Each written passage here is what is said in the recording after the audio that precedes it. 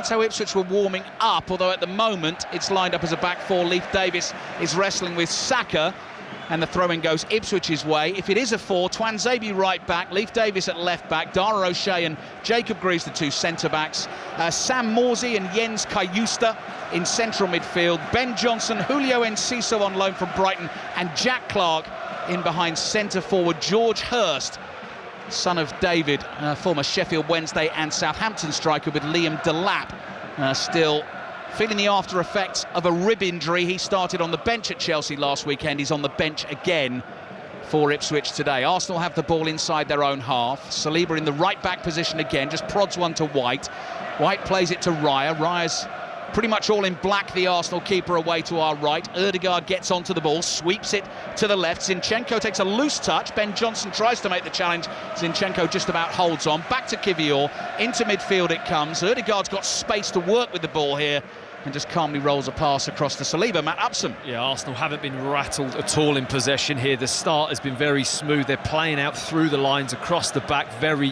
Very confident passage of passing from Arsenal at the moment. Martinelli chests the crossfield pass down, whips in across. Greaves is there, heads it straight up in the air. Spinning ball, cushioned volleyed pass by Ødegaard. Twanzebe leaps in. Dara O'Shea off balance, stumbling backwards, heads it forwards.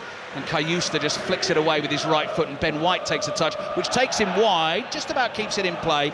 Jack Clark wins it for Ipswich. Good turn from Kajusta, the Swede on loan from Napoli. He's bundled over as he tried to bring the ball out of the Ipswich half. Arsenal have it again. Trossard, just short of the Ipswich penalty area, feeds Saka. Saka decides not to take Leif Davis on, comes back to Marino. Marino to Trossard, who stayed wide right here, looking for an option. Darting ball forward. Ben White made the run. It was intercepted, and Arsenal have it again with Ødegaard, who scampers forward 5 yards. Left-footed curling pass, whipped into the path of Zinchenko, who's 35 yards from goal in the inside left position. Rolls the ball under the studs of his left boot and then passes low back to Saliba.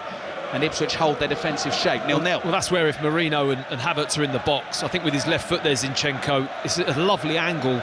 You just whip that into the box early on, ask the question of the Ipswich centre-halves, put them under pressure. Without that centre-forward in there with that kind of presence, Arsenal have to play a slightly different way. They maybe be a bit more patient and not as direct putting the ball in the box, which is a shame. And now all of a sudden you've got Saka through the middle, Trossard wide right, Martinelli on the left-hand side. Martinelli this afternoon looking for his 50th Arsenal goal of his career. He gets the ball now inside his own half. Kajustas breathing down his neck. Martinelli turns, plays the ball to Zinchenko. Zinchenko finds Ødegaard, great vision. Sweeps the pass out first time to Trossard, takes a touch into that Ipswich penalty area, onto the left foot, across to Ødegaard. He works it to his right foot, loads of blue shirts in the way. Ben White makes the run on the outside. Ødegaard still. Here's Martinelli, couldn't get his feet in the right place there, and the pass just goes across him and runs back to Zinchenko. He's got loads of time to try and pick out a teammate with the cross. Greaves heads it away, and then it's cleared by Morsey, and Ipswich are under a lot of pressure in this first half, Matt. Well, yeah, they're under pressure, but Arteta's just remonstrating with the players. I think they've had a couple of really nice breakthroughs with the ball, but not actually ended up with the finished product of a shot on goal or a really good dangerous cross into the box. Been some lovely football already from Arsenal. They're very confident in being able to step through into the midfield, certainly from the back, and then play from there. Confident, definitely not complacent. There is a real intensity early on to this Arsenal performance, although, as you say, Matt, Arteta wants more. Kivior got an absolute earful there from the manager moments ago, just down beneath us in our commentary position here in the West Stand. Kajusta breaking up play for Ipswich again, outside of the right foot, looks for Hurst. Raya's quickly out of his penalty area. Sideways pass to Rice. Rice has Enciso closing him down, but plays back to Saliba, across to Kivior. Gabriel now out for the rest of the season with the hamstring injury, so if Arsenal are going to win the Champions League this season for the first time in the club's history, it will be without one of the first-choice centre-backs in Gabriel. Here's Saliba in his light blue boots. Manchester United Wolves underway at Old Trafford. Commentary on that one on Sports Extra. Fulham Chelsea also underway at 2 o'clock. You can listen to that one online via the BBC Sports website and app. And we've got full commentary of Leicester against Liverpool at 4:30. Liverpool starting the day knowing 6 points will win them the title. We've got commentary of their Game next weekend in the Premier League at home to Tottenham on Sunday. 1-2 between Ødegaard and Saka. Oh. Cut back. Trossard hits the shot. It's blocked and it goes behind for the corner. The purr of appreciation from Matt Upson to my right tells you everything. That was slick, wasn't it? Saka at his best and Ødegaard. Leif Davis is trying to show him down the line. He steps inside Saka, slips the ball to Ødegaard, but the speed of the give and go, because he just wants the ball slipped in behind then towards the line. The power of his ability to hold players off, gets the ball and then squares it first time. And it's a really good block, actually. I think it might have been Greaves or O'Shea that got across and just stopped the shot from Trossard, but lovely slick football from Arsenal. 6 minutes into the first half, at Portman Road, 5 Live and BBC Sounds, Ipswich 0, Arsenal 0. Arsenal corner away to our left. Saka jogs on the spot, curls it in with his left foot. Greaves is there, heads it away. Rice nods it back into the danger zone and Ben Johnson powers a header away. Rice keeps this in play, passes back to Zinchenko, quickly across to Ødegaard. 10 yards inside the Ipswich half in a central position. Out it comes to the left to Marino. Ipswich defenders again back off. Marino with a high swinging cross to the far post. Saka's there. Slightly miscues on the half volley. Martinelli jumps for it. Jack Clark then hoofs one straight up in the air, dropping on the edge of the Ipswich box. Untidy from the home team. Enciso is able to head it away, and Arsenal can start to build again from just inside the Ipswich half. It's a very one-sided start to the game, isn't it? I mean, Ipswich, they're digging in. Kieran McKenna on the sideline in the technical area, looking very calm, but I think he's just kind of saying to his players, calm down a little bit. You know, I know you're under pressure. We're getting bopped off the pitch at the moment, but we've got to try and get hold of the ball, Ipswich, somehow. Ipswich 0, Arsenal 0. Arsenal's next game Wednesday at home against Crystal Palace in the Premier League, then a weekend off, and then a week on Tuesday. Full commentary, first leg of that Champions League semi-final at the Emirates Stadium at home to Paris Saint-Germain. Martinelli with a little back heel to Zinchenko. Still Manchester United 0, Wolves 0. Fulham 0, Chelsea 0.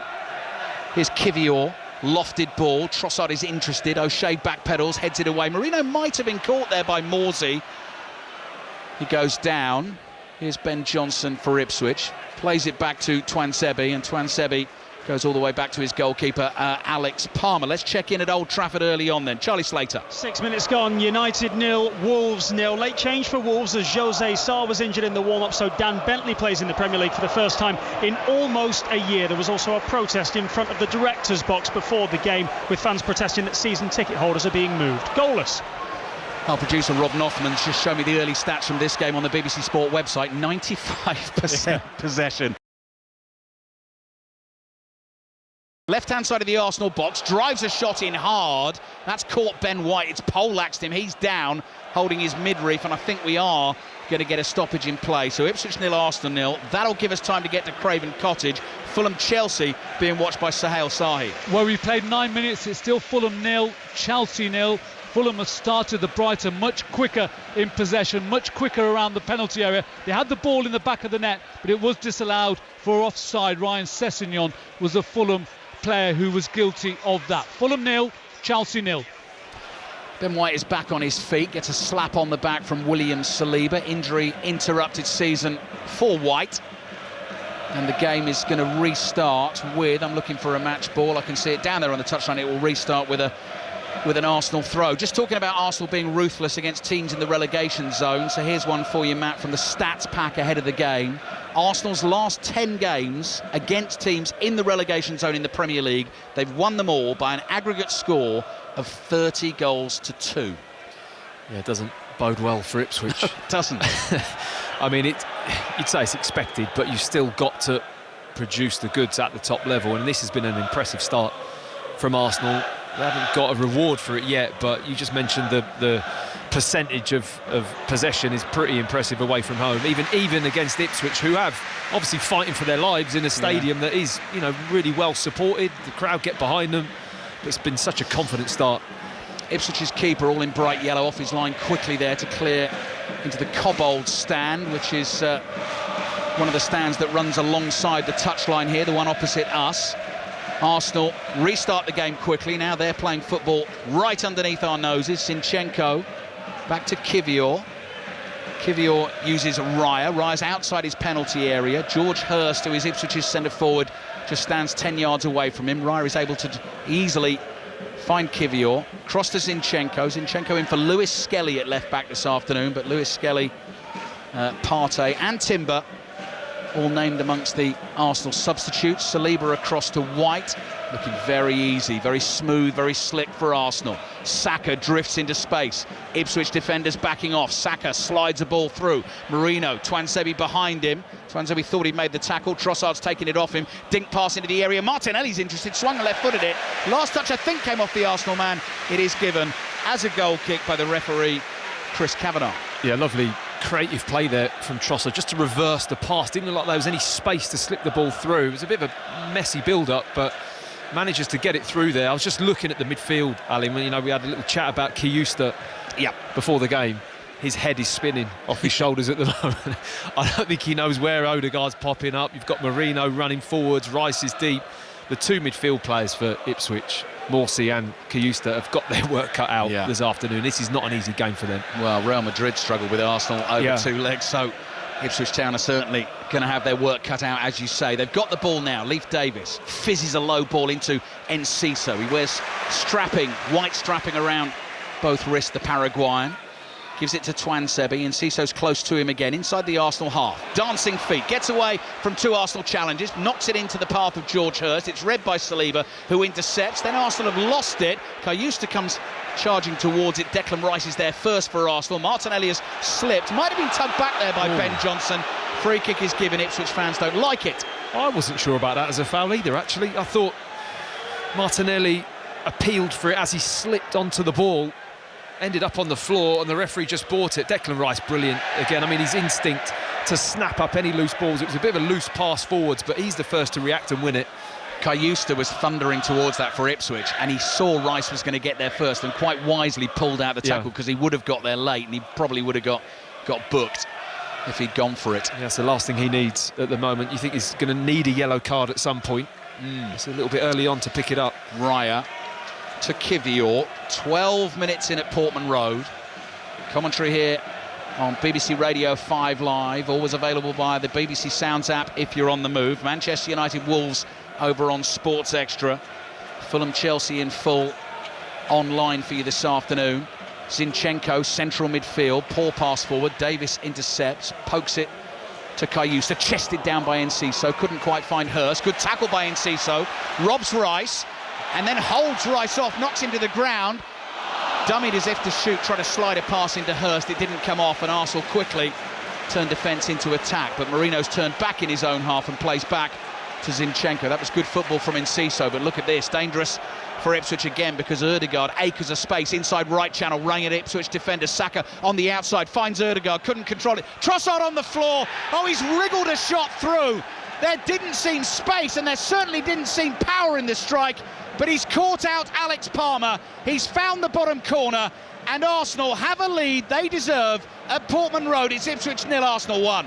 Well, it just seemed like the chance was over, to be honest. I mean, Martin Ødegaard, he's picking up such intelligent positions on this pitch. He peels out to the right-hand side, picks up the ball, drives forward, feeds it wide to Saka. The cross comes in along the ground. You've got Ødegaard and Trossard along a similar line waiting for it. It comes to Trossard. He has the touch. Ipswich centre-backs do get out to the ball, but then they kind of stop and they allow a yard and a half of distance. Instead of just getting all the way out and dealing with the ball, he falls. As he's falling onto his backside, Trossard, he just swings his right foot at the ball, and it trickles so slowly into the bottom corner. It's a bizarre goal, actually, to concede, but it's all about Ødegaard, that for me. You know, he's been finding space ever since the start of the game, and I do not think Kiyusta and Morsey are going to be able to just contain that kind of movement this afternoon. Looks like it's going to be a long afternoon for Ipswich Town. If they lose this game and Wolves avoid defeat at Old Trafford, it's currently Manchester United 0, Wolves 0, then Ipswich will be at least 15 points behind Wolves, 5 games to play. They could win them all, but they're 20 behind on goal difference. They will effectively be relegated this afternoon. You can see the goal again, Match the Day 2, BBC 1 at 10:30 tonight. Matt's right, it was like slow motion. Everyone stopped for a second, but Trossard was still alive, and O'Shea, he just squirms the shot through O'Shea's legs, and he just closes them, just not in time. But he stops O'Shea, doesn't he? You know, he's in the right position, and you think, keep going, and you allow a yard and a half of distance. Well, the better the player you play against, that yard and a half or just half a yard makes the difference. And he just allowed that shot to get past him when he was in a great position to actually get a block in. 8th goal of the season for Leandro Trossard.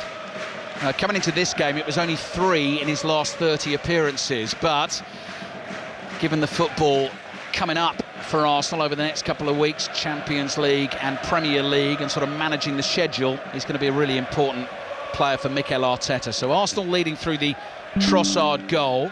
Here's Raya, just outside his own penalty area to Saliba. Saliba goes to his right, White is hugging the touchline. Forward to Saka, quickly infield to Trossard, outside of his right foot, pushes a pass into the path of Zinchenko. Now on the left-hand side with Martinelli. Low ball infield to Trossard. This looks so easy for Arsenal at the moment. They don't seem to be under any pressure. Rice to Ødegaard. Ødegaard trying to slide one through the Ipswich defenders, and Palmer is onto it. In the WSL this afternoon, Manchester City playing Everton. It kicked off at 1 o'clock into the second half. Katie Smith. City 1, Everton 1, a much more open second half. Everton launching some dangerous looking attacks down the left. City, though, should have had a penalty. Carolyn brought down in the box, clattered, beaten her marker. I don't know how that wasn't given. 1-1.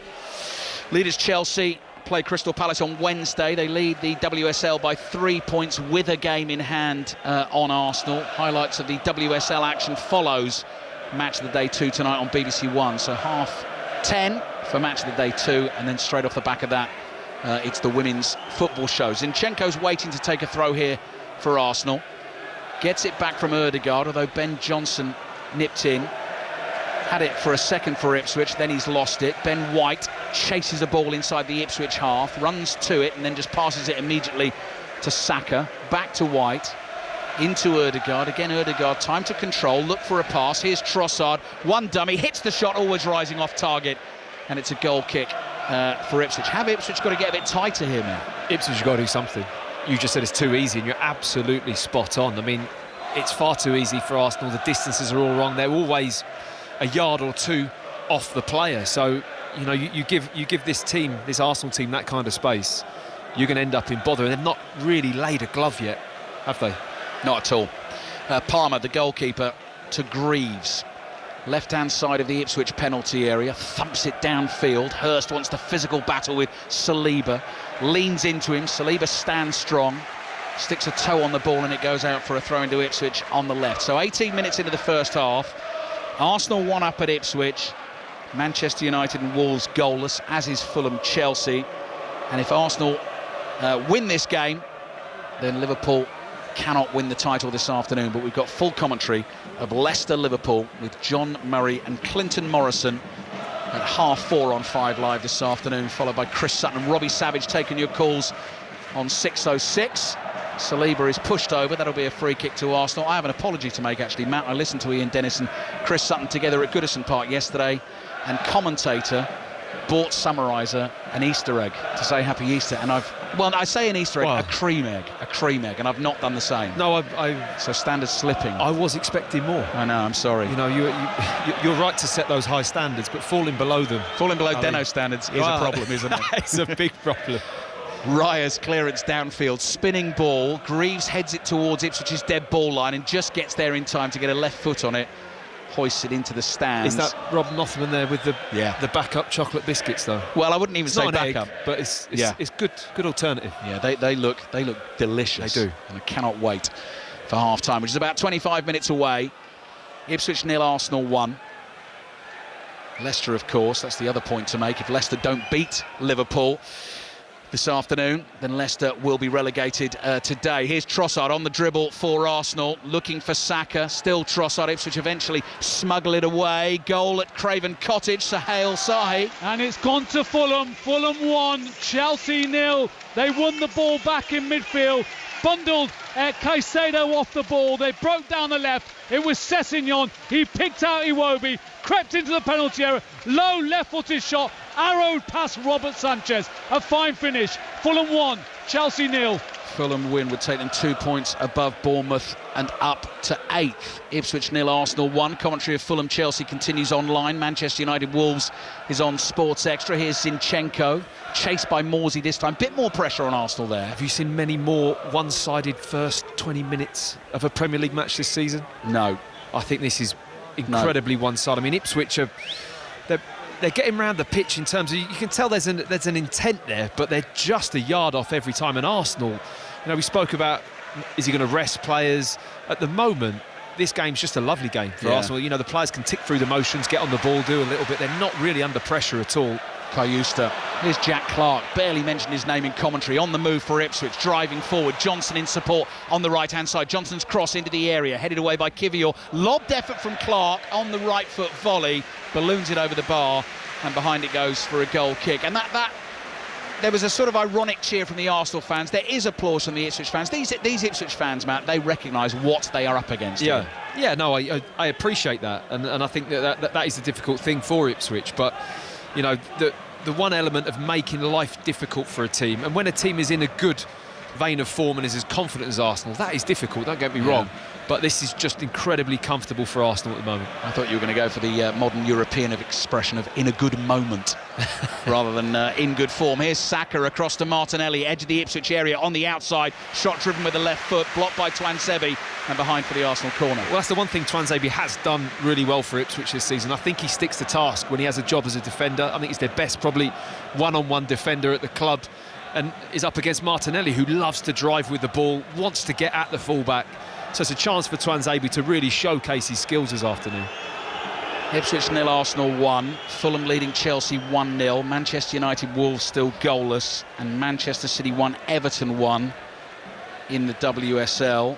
Another game in the WSL kicked off at 2 o'clock this afternoon. Tottenham Villa goalless after 25 minutes. Corner coming for Arsenal away to our left.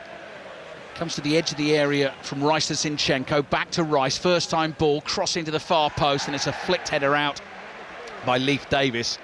He was, by Dar O'Shea, I beg your pardon, it was almost clearing him, but decided he couldn't take a risk and nods it behind for the Arsenal corner. I mean, these set pieces are such a strength of Arsenal. I was in Madrid midweek, and every time Arsenal had a corner, you thought this is a real threat for any team to have to defend, and you come to Ipswich, a team that you think would, set piece wise, is going to be a big part of their survival package, being strong at set plays. Well, and it's being used a lot by teams that are going on to win or challenge for Premier League titles, and Arsenal set pieces at the moment are just at the top of their game. Red and white shirts massed at the far post. Saliba right in the middle of the 6-yard box. Saka's delivery towards the far post, and Marino heads it over. And it was one of those where you could see Marino making ground towards the ball, and he met it sort of a fraction of a second too late, because by the time he got there, he couldn't quite keep it down on the angle to get it in. It was almost perfect. Yeah, he's got the Gabriel run, hasn't he, Marino? He's been given that job, that start on the penalty spot and just spin out to the back. And as you're heading towards that back post, you've got real momentum as you're running. So if anyone's standing there to challenge you, you'll just batter them. They can't compete. And Marino's such a good jumper, really competes for the ball well, just couldn't get over the top of the ball, like you said. I mean, I think he headed that probably about the height of the crossbar, didn't he? Couldn't get over the top of the ball. Palmer's clearance for Ipswich from the goal kick, straight up the middle of the pitch to Hurst. Hurst has 2 Arsenal players to deal with. Declan Rice is in the mood, bit between his teeth, ball at his feet, running into the Ipswich half, then lays it off to Saka. Back it comes to Rice. Ødegaard is right there to his left. Ødegaard, couple of touches with the twinkling toes, floated pass across to Martinelli, little cushion layoff to Zinchenko, his cross into the back post, Palmer stretches, gets a left hand on it, Jack Clark is there, on the turn clears for Ipswich, controlled by Enciso, who's fouled by Marino, and that will be a free kick for Ipswich. The Ipswich fans baying for a yellow card for Marino. It has to be a yellow card. How can it not be a yellow card? I mean, I can understand why they're not happy with that. I mean, it's Marino, he's from behind Enciso, who's actually been probably the bright spark for Ipswich so far. He's really got hold of the ball a couple of times and done some nice things. He gets past Marino and he just grabs him, pulls him back, spins him back in the middle of the pitch, stops him progressing what could have been a promising attack. It's a yellow card, isn't it? Yeah, no, I agree, Matt. I'm surprised. Here's Morsey, cross to Greaves, back to O'Shea. O'Shea quickly closed down by Trossard, hurried in his pass to Twanzebe. Twanzebe back to the goalkeeper, Palmer. Palmer takes his time. Trossard is close to him and then Sideways pass to Morsey. Arsenal are chasing, interested here. Rice gets a foot on it. Nearly found Saka. Marino stretches, gets it back to Saka. Saka then tries to cross, scuffs that one. And Jack Clarke is able to run it out for Ipswich. Gets away from the sliding challenge of Marino. Then he's tackled by Ben White. Suddenly Ødegaard is interested for Arsenal, running from right to left. 25 yards out, slides one through, looking for Trossard. Trossard couldn't quite get that under his spell. And then Morsey forward to Enciso for Ipswich. Enciso up against Rice, wants to take him on the outside. Rice's long legs eat up the ground. Enciso can't beat him. Rice wins it back. I'll tell you, they've been impressive out of possession, Arsenal. Suffocating almost. Every time Ipswich have the ball, there's 2 or 3 red shots, then go and swarm it, and Ipswich just can't get that 1 or 2 passes off to build any sustained possession at all. And it is really good defensive play from Arsenal. They're just not allowing Ipswich to settle. Leading 1-0, having dropped points, Arsenal, in 5 of their last 7 Premier League games, and only scored more than once in those 7 games. That is why they've fallen off the title pace this season. Now all about trying to win the Champions League and obviously qualifying for the Champions League next season. They finished 2nd for the last 2 seasons, so they probably want to make it 3 in a row if they're not going to win the title. Started today 4 points ahead of Newcastle, heavily beaten at Aston Villa yesterday. Header up in the air by Johnson, chested down by Martinelli. Marino is in close support. Back to Kivior, all inside the Ipswich half. Rice calls for it, receives it, then Trossard, stumbling, gets his pass back to Saliba, and Saliba decides to go all the way back to Raya. I say all the way back, Raya's in the middle of the Ipswich half, wants to get involved in the game. In between the 2 centre-backs. Raya to Saliba. Ipswich have been drawn slightly further up the field here. White to Saliba again. Then Zinchenko, who's in central midfield now. He's moved across from that left-back position, opening up the space down the left for Kivior. He goes wide to Martinelli. On the halfway line, just beneath us. Here's Ødegaard again. And Ipswich just chasing and chasing and chasing, but not really getting anywhere near winning possession off Arsenal. Next break in play will take you back to Old Trafford. Last we heard it was Manchester United 0, Wolves 0, with a much changed Manchester United team this afternoon. Here's Saliba, crossfield pass. Trossard stretches, controls, flicks it up in the air down the right to Saka. Trossard is caught off the ball. Saka goes zipping past Greaves. Marino's back heel, Martinelli's finish, and Arsenal have their second. They are comfortable. Martinelli, with his 50th career goal for Arsenal, makes it Ipswich 0, Arsenal 2. Well, it's just too good. It's too good from Arsenal, and it's too passive from Ipswich. They have to deal with it better. The distances are far too much. I mean, it's lovely play, really good control from Trossard. A ball lifted over the top for Saka, but Greaves, he just shows far too much of the line to Saka. He's out there one-on-one. No centre-back likes getting wide in that situation. But his positioning just says to Saka, go on, run me down the line. And Saka says, OK, thanks very much, I'll do that. Gets his arm across him, beats him to the ball, sees the square for Marino, who comes into the near post. He tries a cheeky little back flick with his right foot, but the ball then just spins kindly to the back post. And Martinelli, like every good wide player, once the ball's on the other side, you're making your way into that far post area for a tap-in. And that's exactly what he gets at the back stick.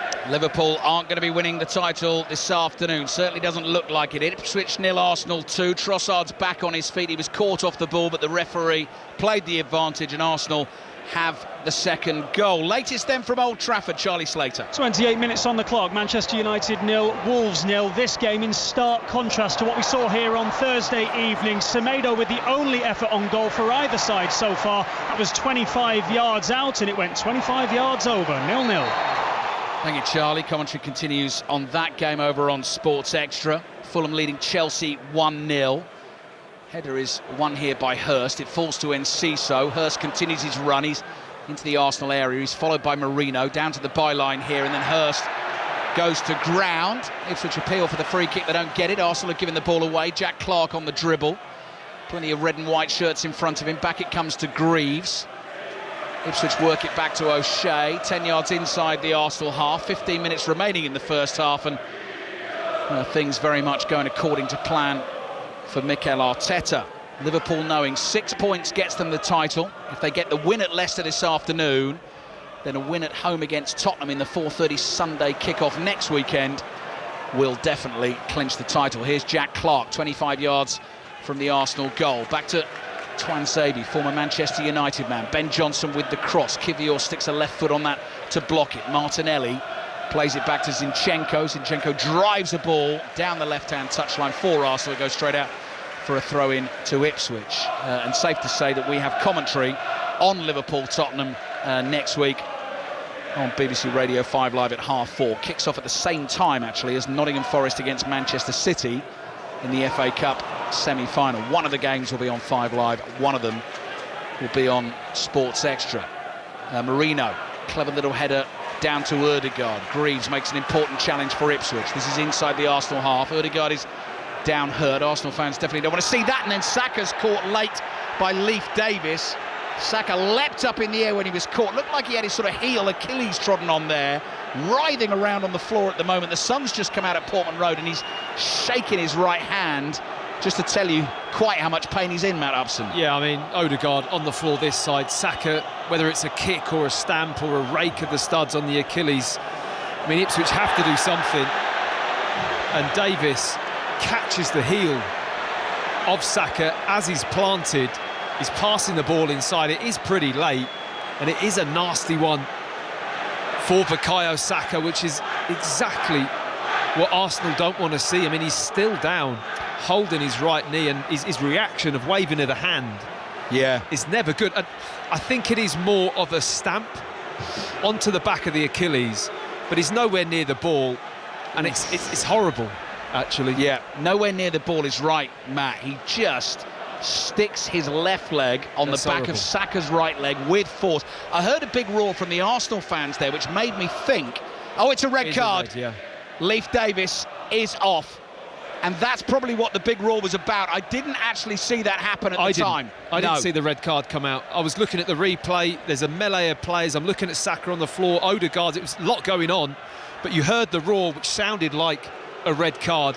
And I can totally understand why, to be honest. I mean, if you break the tackle down, it's so intentional. Yeah. And there's one thing getting stuck in, getting tight. You might boot someone, you might, you know, it has to be done in that competitive way. That was actually just really poor, because you've hurt a player and you've not actually made any attempt to go anywhere near the ball. Ipswich Town fans applauding Leif Davis from the field. They feel a sense of injustice. Leif Davis is actually apologising to them. If they've seen the challenge, I think they probably have to agree with us and agree with the referee that it was a red card. Do you know what, though, Matt? Arsenal fans won't be bothered about this in terms of the game. All they're bothered about is that man, Saka. And because if they're going to win the Champions League this season, he has to be fit. And rightly so. That's what they should be worried about. I mean, I will say he's very robust, and it looked like a challenge, one of those that hurts, but it is a kick and a stamp. And you'd like to think the only thing is that the position that his foot is placed when he puts his studs into the turf, his foot is a little bit turned out, and whether or not it just tweaks an ankle or a, you know, if anything, that's like a 2 or 3 week ankle ligament situation, that's your worst case scenario. He's back up on his feet, and he's used to getting kicked, I will say. Ali, I mean, every game he uses his body, he puts it between defender and ball all the time, and generally does get a good old whacking. Matt Upson with us on 5 Live and BBC Sounds. Arsenal leading 2-0. Saka is back on his feet. And this is the thing as well, Matt. He's just back from injury. They're trying to get him up to speed. You don't want him playing no football before the Champions League semi-final, but that is always the risk, something like that. But honestly, they're absolutely right to play. He needs the match minutes. He wants the match minutes. The manager wants to play him. Arsenal players want him in the team. Arsenal fans want to see him in the team. So play. And do you know what? I don't think you can go into any situation even thinking about that. You can get hurt in training tomorrow. It's football. It's contact sports. I think you overcomplicate it if you start to think, oh, this game, that game. You just go and play and enjoy it. And if you tackle properly, you play properly, you get less chance of getting hurt. Saka slowly trying to get back up to speed. The ball is nowhere near him at the moment. Ipswich fans booing Arsenal possession. They feel hard done by. They've made a change as well. Cameron Burgess has come on for Jack Clarke. So that is the Ipswich reshuffle. They're down to 10 men. They are 2-0 down, and they are staring relegation in the face. I mean, Here's Martin Ødegaard. Sorry, Matt. From our perspective, I'm more worried about what it's going to do to this game. Yeah, that's true. I mean, it's like they've been playing with a man extra anyway, Arsenal. So, I mean, how this is going to go for Ipswich now, I've got no clue. They're going to keep an eye on Saka as well, as will Mikel Arteta and the Arsenal medical team. The ball is with Ødegaard. Saka's not moving totally freely here, looking for space on the right. Ben White is there. Then there's a little burst of pace from Saka. Gets the ball, getting booed now by the Ipswich fans. Curling shot. Oh, wow, that would have been a response, wouldn't it? Just wide of the target and behind for the goal kick. So thankfully for Arsenal fans, Saka looks okay. Let's see how he recovers after the game as well. Let's see how long Mikel Arteta leaves him out there. So Ipswich 0, Arsenal 2. Ipswich down to 10 men. Leif Davis sent off. Manchester United Wolves latest. Charlie Slater. Still 0-0. Christian Eriksen's just had a free kick from 30 yards out, which drew the save out of the goalkeeper, Dan Bentley. They've got another free kick a couple yards closer to the edge of that box now. Garnacho going down 0-0. 35 minutes gone. Goal kick for Ipswich. 9 minutes remaining in the first half. Palmer drives it into the breeze here. It holds up in the air. Hurst jumps, wins the flick on. Zinchenko clears into the Ipswich half. O'Shea with the header away. It bounces in front of Enciso. Zinchenko again doing a good job for Arsenal. Rice is there to take control. Side foots a pass back to David Raya, who looks like he's going to have a somnolent afternoon. Yeah. But looking a very assured goalkeeper at the moment. Yeah, I would say, a lot of heat around that decision, and initially with Ramsdale and David Raya, and how that played out for Mikel Arteta, who I don't think helped the situation by how it came about, but you have to say that's been a very shrewd move from Arsenal. Here's Ben White back to Rice. 8 minutes left in the first half. Ipswich now trying to plug the gaps, but they're a man down. Saka again, when he's off the ball, just he was caught on the right leg, and you can just see him sort of leaping in the air and trying to take the pressure off it. Saka's in here. Oh, and he's hit it wide with his left foot, face down in the turf. You don't often see Bukayo Saka miss those. Ipswich fans enjoyed that little moment, but Ipswich again pulled apart. It should have been Arsenal 3-0. Yeah, he's laughing, Saka. He's just smiling, and he's having a little chuckle to himself because he just took a little bit too long. It was almost too easy. It was gaping for him, the goal, just to slot it. It's really poor from Ipswich again. It's one of those where you've got all those bodies in and around the box, and 3 people get drawn into the same ball. And the speed and the thought that these Arsenal players have, and the vision they have, they just pop it one touch. Saka ran into the space completely free, even though there's 5 blue shirts in and around the box. Nobody locks in with him, and it should be in the back of the net. 10 yards out, goalkeeper to beat, sat up beautifully, and Saka couldn't quite deliver the finish. Ipswich's throw down the right. Kivior intercepts another Ipswich throw. I mean, are they going with a back 3 at the moment? Ipswich, you've got Burgess who's come on, isn't he? In the centre-back position. Which has moved Greaves slightly to the left. To the left, and O'Shea, and then you've got Johnson dropping all the way back in. It looks like Twanzebe on the right side as well. I mean, it's a mess for Ipswich at the moment. It's hard to actually see what they're doing. I think Arsenal could help themselves to a few more goals this afternoon. Ipswich 0, Arsenal 2. Palmer almost showed too much of that to Martinelli. Could only squirt it out of play for a throw-in to Arsenal, taken quickly by Martinelli. So Trossard scored in the 14th minute, Martinelli in the 28th, and Leif Davis, if you're just tuning in, Ipswich's left back, straight red card for raking his studs down the back of Bukayo Saka's right leg. Saka is still out there for Arsenal and should have just made it 3-0. Here's Ødegaard, back to Rice. Thought Rice was going to try and curl one in from the edge of the box first time there. Now Saka to Rice, short pass, sets off looking for the 1-2. It's back with Ødegaard. Ipswich have everyone bar Hurst behind the ball. Crossing easily caught by Ipswich's keeper Alex Palmer, who falls on it and will take as much time as he can. 5 minutes remaining in the first half. Ipswich 0, Arsenal 2. Manchester United and Wolves goalless, and Fulham leading Chelsea 1-0 with full commentary of Leicester-Liverpool to come. Arsenal hungry to win the ball back. Ødegaard going on the outside this time, down the right, cleared by Burgess. Another throw for Arsenal. Yeah, I mean, I feel sorry for the midfield of Ipswich. They're just not getting to grips with this game at all, and it's now been made even harder. Every time they get the ball, they're so under pressure, and they've got no pass to offload it. Here's Ben White, cut back from the right, headed away by Twanzebe. Not far, though. Ødegaard nods it down to Martinelli. Saka getting roundly booed, ridiculously booed, really, every time he touches the ball. He basically got Terrible challenge. I mean, it's football, isn't it, man? I get it. Yeah. I get it. Whatever happens there, Ipswich are never going to see the wrong in Leif Well, he Davis. is out of order. He got kicked, didn't he? He's almost had his season ended. Good. I wonder whether he'll come back out for the second half, actually, Matt. What Arteta will. I guess he has a word with him at half-time. Yeah, I think it will just be assessed. He's back on his feet. He's appears to be okay. You know, I think it was one of those things. It was Ipswich trying to then step up the levels of being competitive, but in the wrong way. Yeah. You know, I'm all for a bit of rough and tumble and getting stuck in, but that was just a poorly judged challenge from Leif Davis.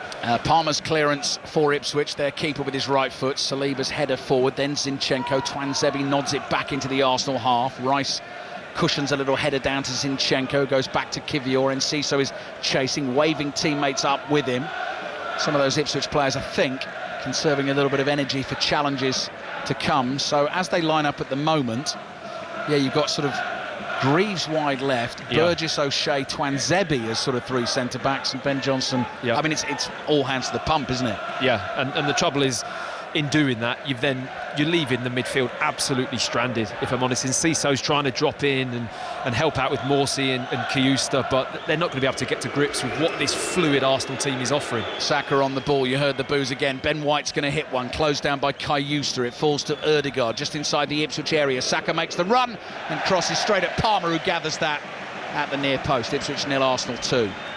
Well, he's not having to break a canter, really, is he, Saka? I mean, he's jogging around the pitch. His movement has been okay. It's more the understanding, the popping up in positions and taking positions. It's been a stroll for Arsenal so far, which is your ideal game after a midweek fixture that they had. And Matt, their next Premier League game is Wednesday night against the Crystal Palace team, who will be getting ready for an FA Cup semi-final a few days later. I'm not saying that's going to be a stroll, but again, it's an opponent who've got something else on their mind. And again, another team that their last away performance, they conceded 5. So, you know, it's been a funny week for Palace, but you're right, they've got a big game coming up.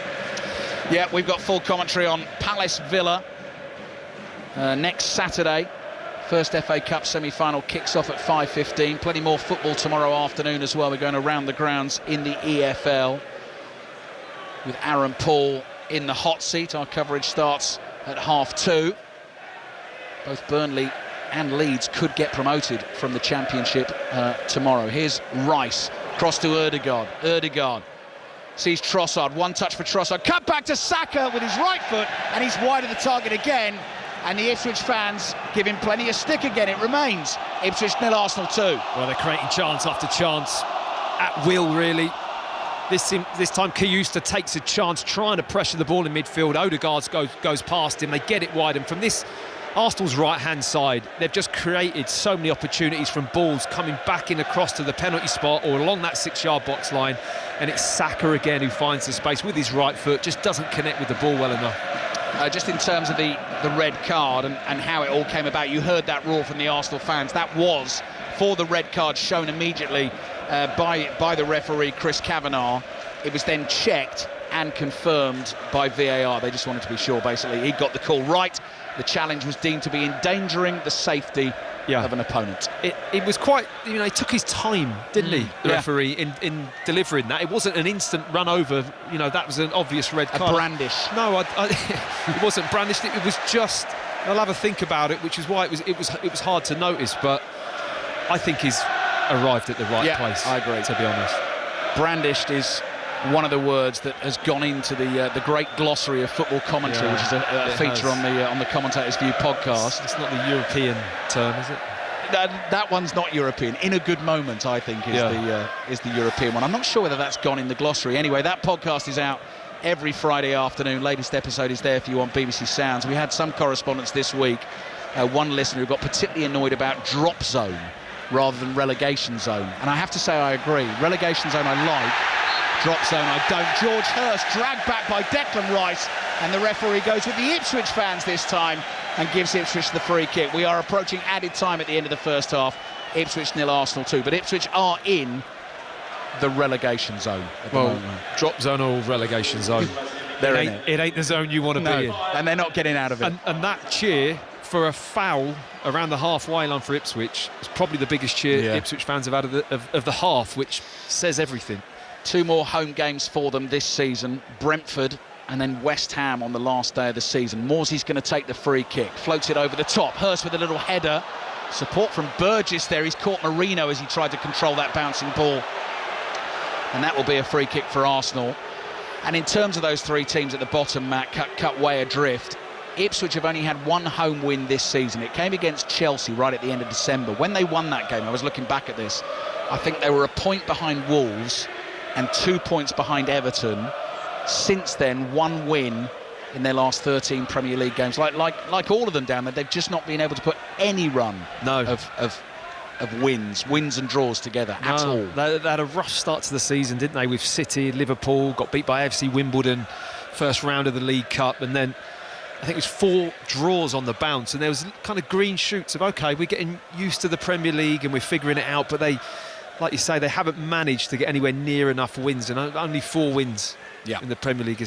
You're going to struggle, aren't you? 4 wins all season, 3 of them away from home. The only home win, that one I mentioned, against Chelsea. Here's Ødegaard on the ball for Arsenal.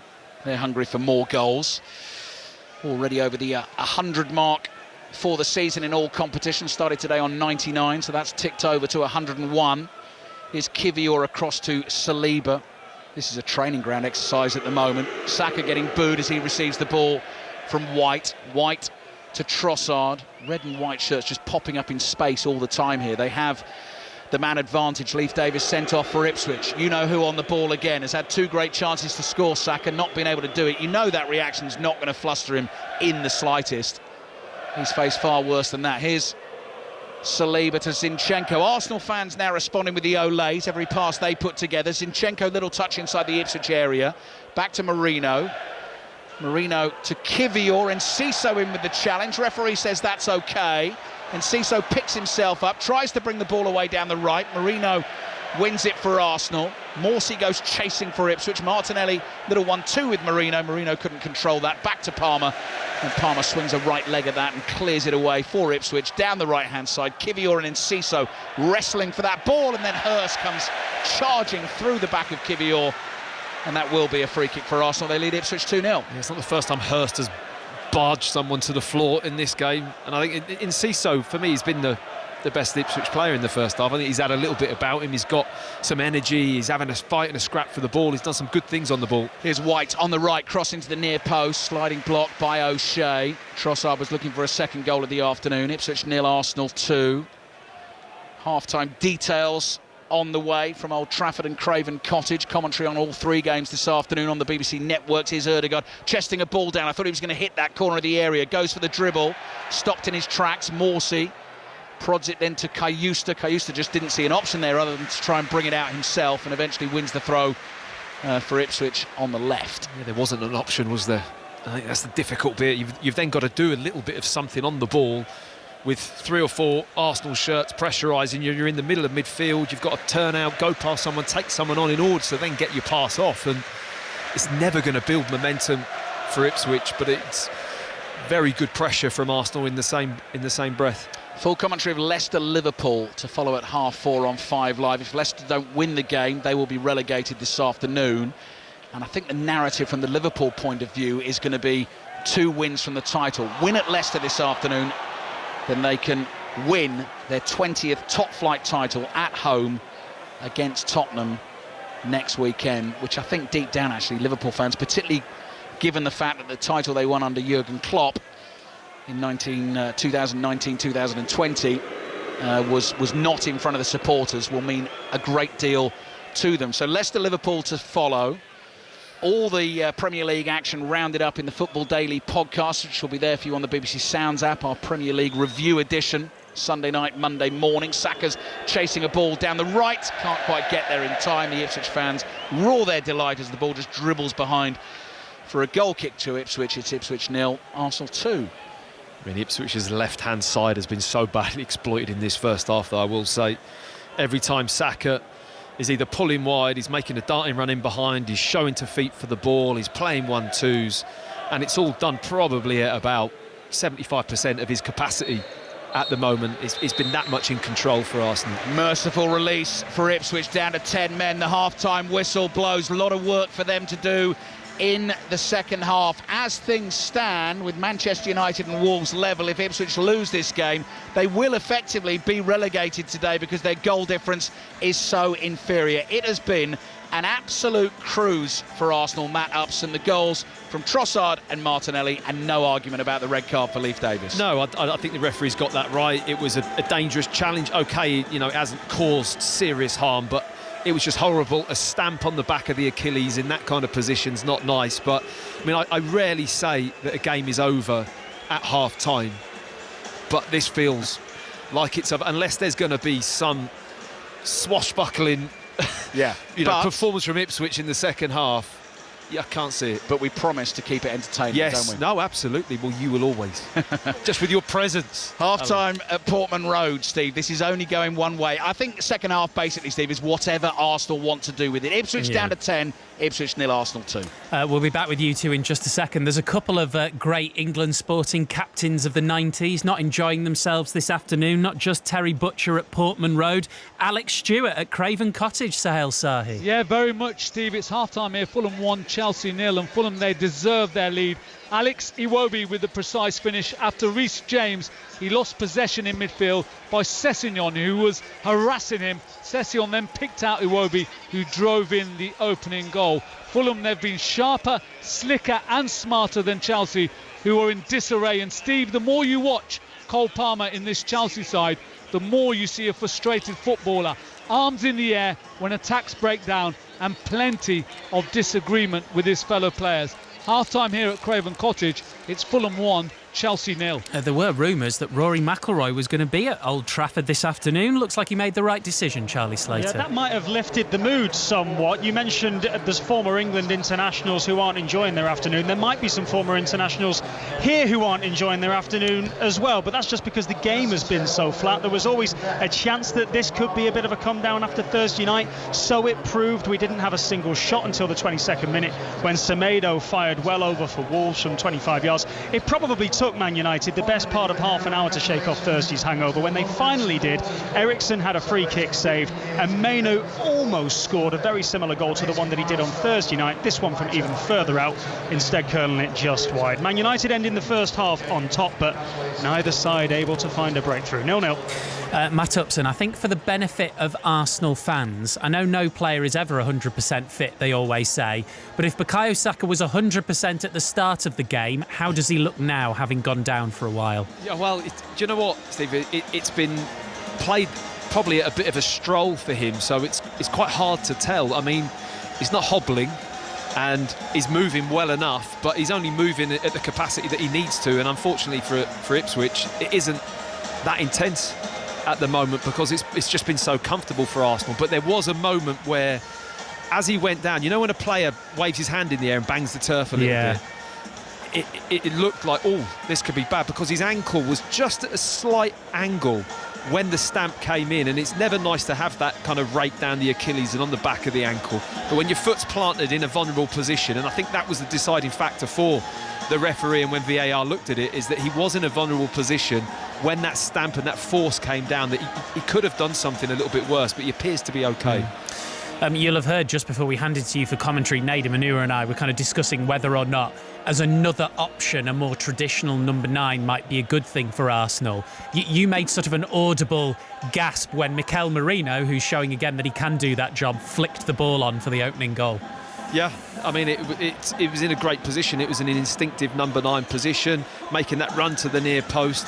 And again, from Martinelli's perspective, if Saka's on that right-hand side and he's making headway, which he has done all the time, he's arriving at the back post for that exact occasion. So for Arsenal, that little attacking moment went well. And players who, i.e. Merino, are playing I say unfamiliar position, a position that people think that isn't his role. It's now starting to look more and more like his role, and I think that's a credit to the player and the coaching staff. And Ali, more importantly than all of this, because I've been doing a bit of crowd watching, as you'll have noticed, I also saw a man in the crowd who, in my first Premier League sticker book, 93-94, I had about 50 of him.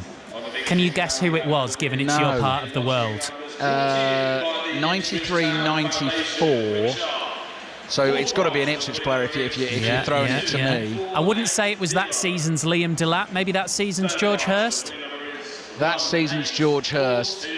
Oh, I'm not going to get it, Stephen. I should be getting it. Oh, Chris Kiwamia, about good 30, shout. Chris Kiwamia. He's probably still got a couple if you need them. Yeah, well, I'll definitely swap you. Yes, please. Right, thanks, you two. We'll be back for second half commentary. Full-time whistles just gone in the WSL at Manchester City. Katie Smith. Yeah, Manchester City 1, Everton 1. Frustration for City. It was a frustrating watch as well at times. They controlled possession. Nice moments of build-up play. No killer end product though. Kasparov with the opener after 13 minutes. Cancelled out by a lovely header from Karen Holmgaard. So Champions League football next season slipping from the fingertips of injury hits City. 7 points back now. So basically Manchester United need one more win of their 3 games to go, and that third spot will be theirs. It ends here 1-1. Yeah, and Arsenal almost guaranteed it as well now. 9 points ahead of Manchester City, 3 games to go. But Arsenal's goal difference is 40 and City's is 17. So Rene Slegger's side can almost start celebrating that. Of course, they've got the second leg with Lyon in the semi-final of this season's competition to come as well. We'll be at Hampden ahead of the second Scottish Cup semi-final. More World Championship snooker, and we'll be at Leicester for the first time today. Remember, Liverpool, the visitors there. Full commentary at 4:30. So we'll speak to correspondent John Murray. We'll do all of that after the news on 5 Live with John Barnes. The voice of the UK. This is BBC Radio 5 Live. Thank you. Ukraine and Russia have accused each other of breaking a truce, which was supposed to mean there would be no fighting this Easter Sunday. President Zelensky has said that Russia has been shelling the front line, and Russia has accused Kyiv of drone strikes. Viktor Truabov, a military spokesman for Ukraine's Eastern Front, said he had no faith in Moscow's words. Frankly speaking, we did not hope for a real ceasefire. We do not count on what Russia says, but what Russia does with its hands. Their hands usually do harm, and they continue to do so. They probably did it with less intensity for a few hours, but we keep our expectations low. It's been confirmed that British fighter jets twice intercepted Russian aircraft over the Baltic Sea on separate occasions earlier this week. 2 RAF Typhoons were scrambled on Tuesday when a Russian intelligence aircraft was flying over the Baltic Sea, and the other 2 were sent to monitor an unknown aircraft leaving Kaliningrad airspace on Thursday. The Pope has delivered a message to crowds gathered at the Vatican for the traditional Easter Sunday Mass. Pope Francis, who's 88, recently spent a month in hospital with pneumonia. He spoke briefly, wishing everyone a happy Easter. Cari fratelli e sorelle, buona Pasqua.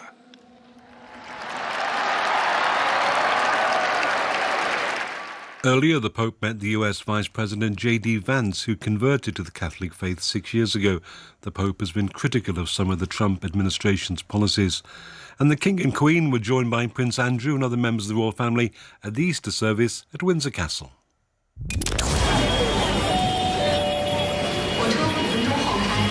Imagine you're running to catch the last train, but it leaves in 5 minutes.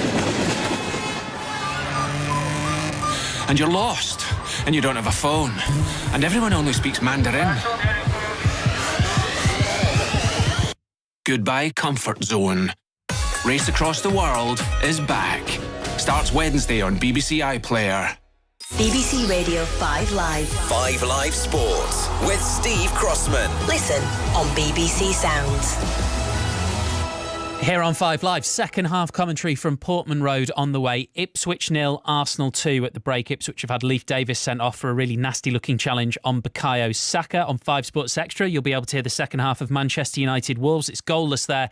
The other 2 o'clock kickoff, Fulham 1, Chelsea 0. That one's on the BBC Sport website. We'll be at the King Power Stadium shortly ahead of Liverpool at Leicester. 2 games in the WSL this afternoon. Just finished Manchester City 1, Everton 1, so that's bad news for City really from a Champions League qualification perspective. Elsewhere it is Spurs 0, Aston Villa 1. That one's at half-time. Mark Williams in first round action at the World Snooker Championship in Sheffield. Jamie Broughton's at the Crucible. And the 3-time world champion Mark Williams is taking on the exciting young Chinese star Wu Yize. Williams resumed this afternoon leading by 5 frames to 4, but Wu has just taken the opening frame with 2 breaks of 30 to level proceedings at 5-all. Meanwhile, on the other table, the 2-time Crucible semi-finalist Mark Allen is playing Fan Zheng-yi. Fan took the first frame with a 61 break. 10 is the target for victory and a place in the second round. Thank you very much. Let's get an update from the County Championship cricket, shall we? Kevin Howells is at day 3 of Durham, Yorkshire. Indeed I am. Beautiful weather, delighted to say. Yorkshire 5 for no wicket in their second innings. That's a deficit of 115 runs. Made good use of the second new ball, though, did Yorkshire in that Durham first innings. All out, the home side for 427. A lead, though, for Durham could be interesting. 120 in front. Alex Lees 172. Emilio Gay 152. Some other headlines from the other Division 1 matches. England's Ollie Pope, first century of the summer for Surrey, made 103 away to Sussex. Surrey are 280 for 3. They trail by 155 runs. Worcestershire chasing 295 to beat Essex at Chelmsford. 56 for 3. Notts all out 367 versus Warwickshire. First innings lead at 274 in Birmingham. And finally Somerset's second innings. They are currently 50 for no wicket. They trail Hampshire by 102 runs. Thank you very much, Kevin. I always bang on about this, but it is so good. Every ball of every county championship game available on the BBC Sport website, an app at 3 in rugby union. So just getting underway now. Bristol Bears, Leicester Tigers in the Premiership Women's Six Nations. Wales versus Ireland is just getting underway as well. The second half of that will be on 5 Sports Extra. You can watch the game in full on iPlayer. In Rugby League's Women's Challenge Cup, London Broncos beat Barrow 22-14. Aberdeen booked their place in the Scottish Cup final yesterday with a 118th minute winner against 9-man Hearts. Today at Hampden, St Johnstone Celtic underway. Gavin Wallace. Yeah, just started, Steve. 0-0 at the moment. The two-time winners St Johnstone have started. Sven Sprangler and Nicky Clark as Simo Valakari short of fit defenders.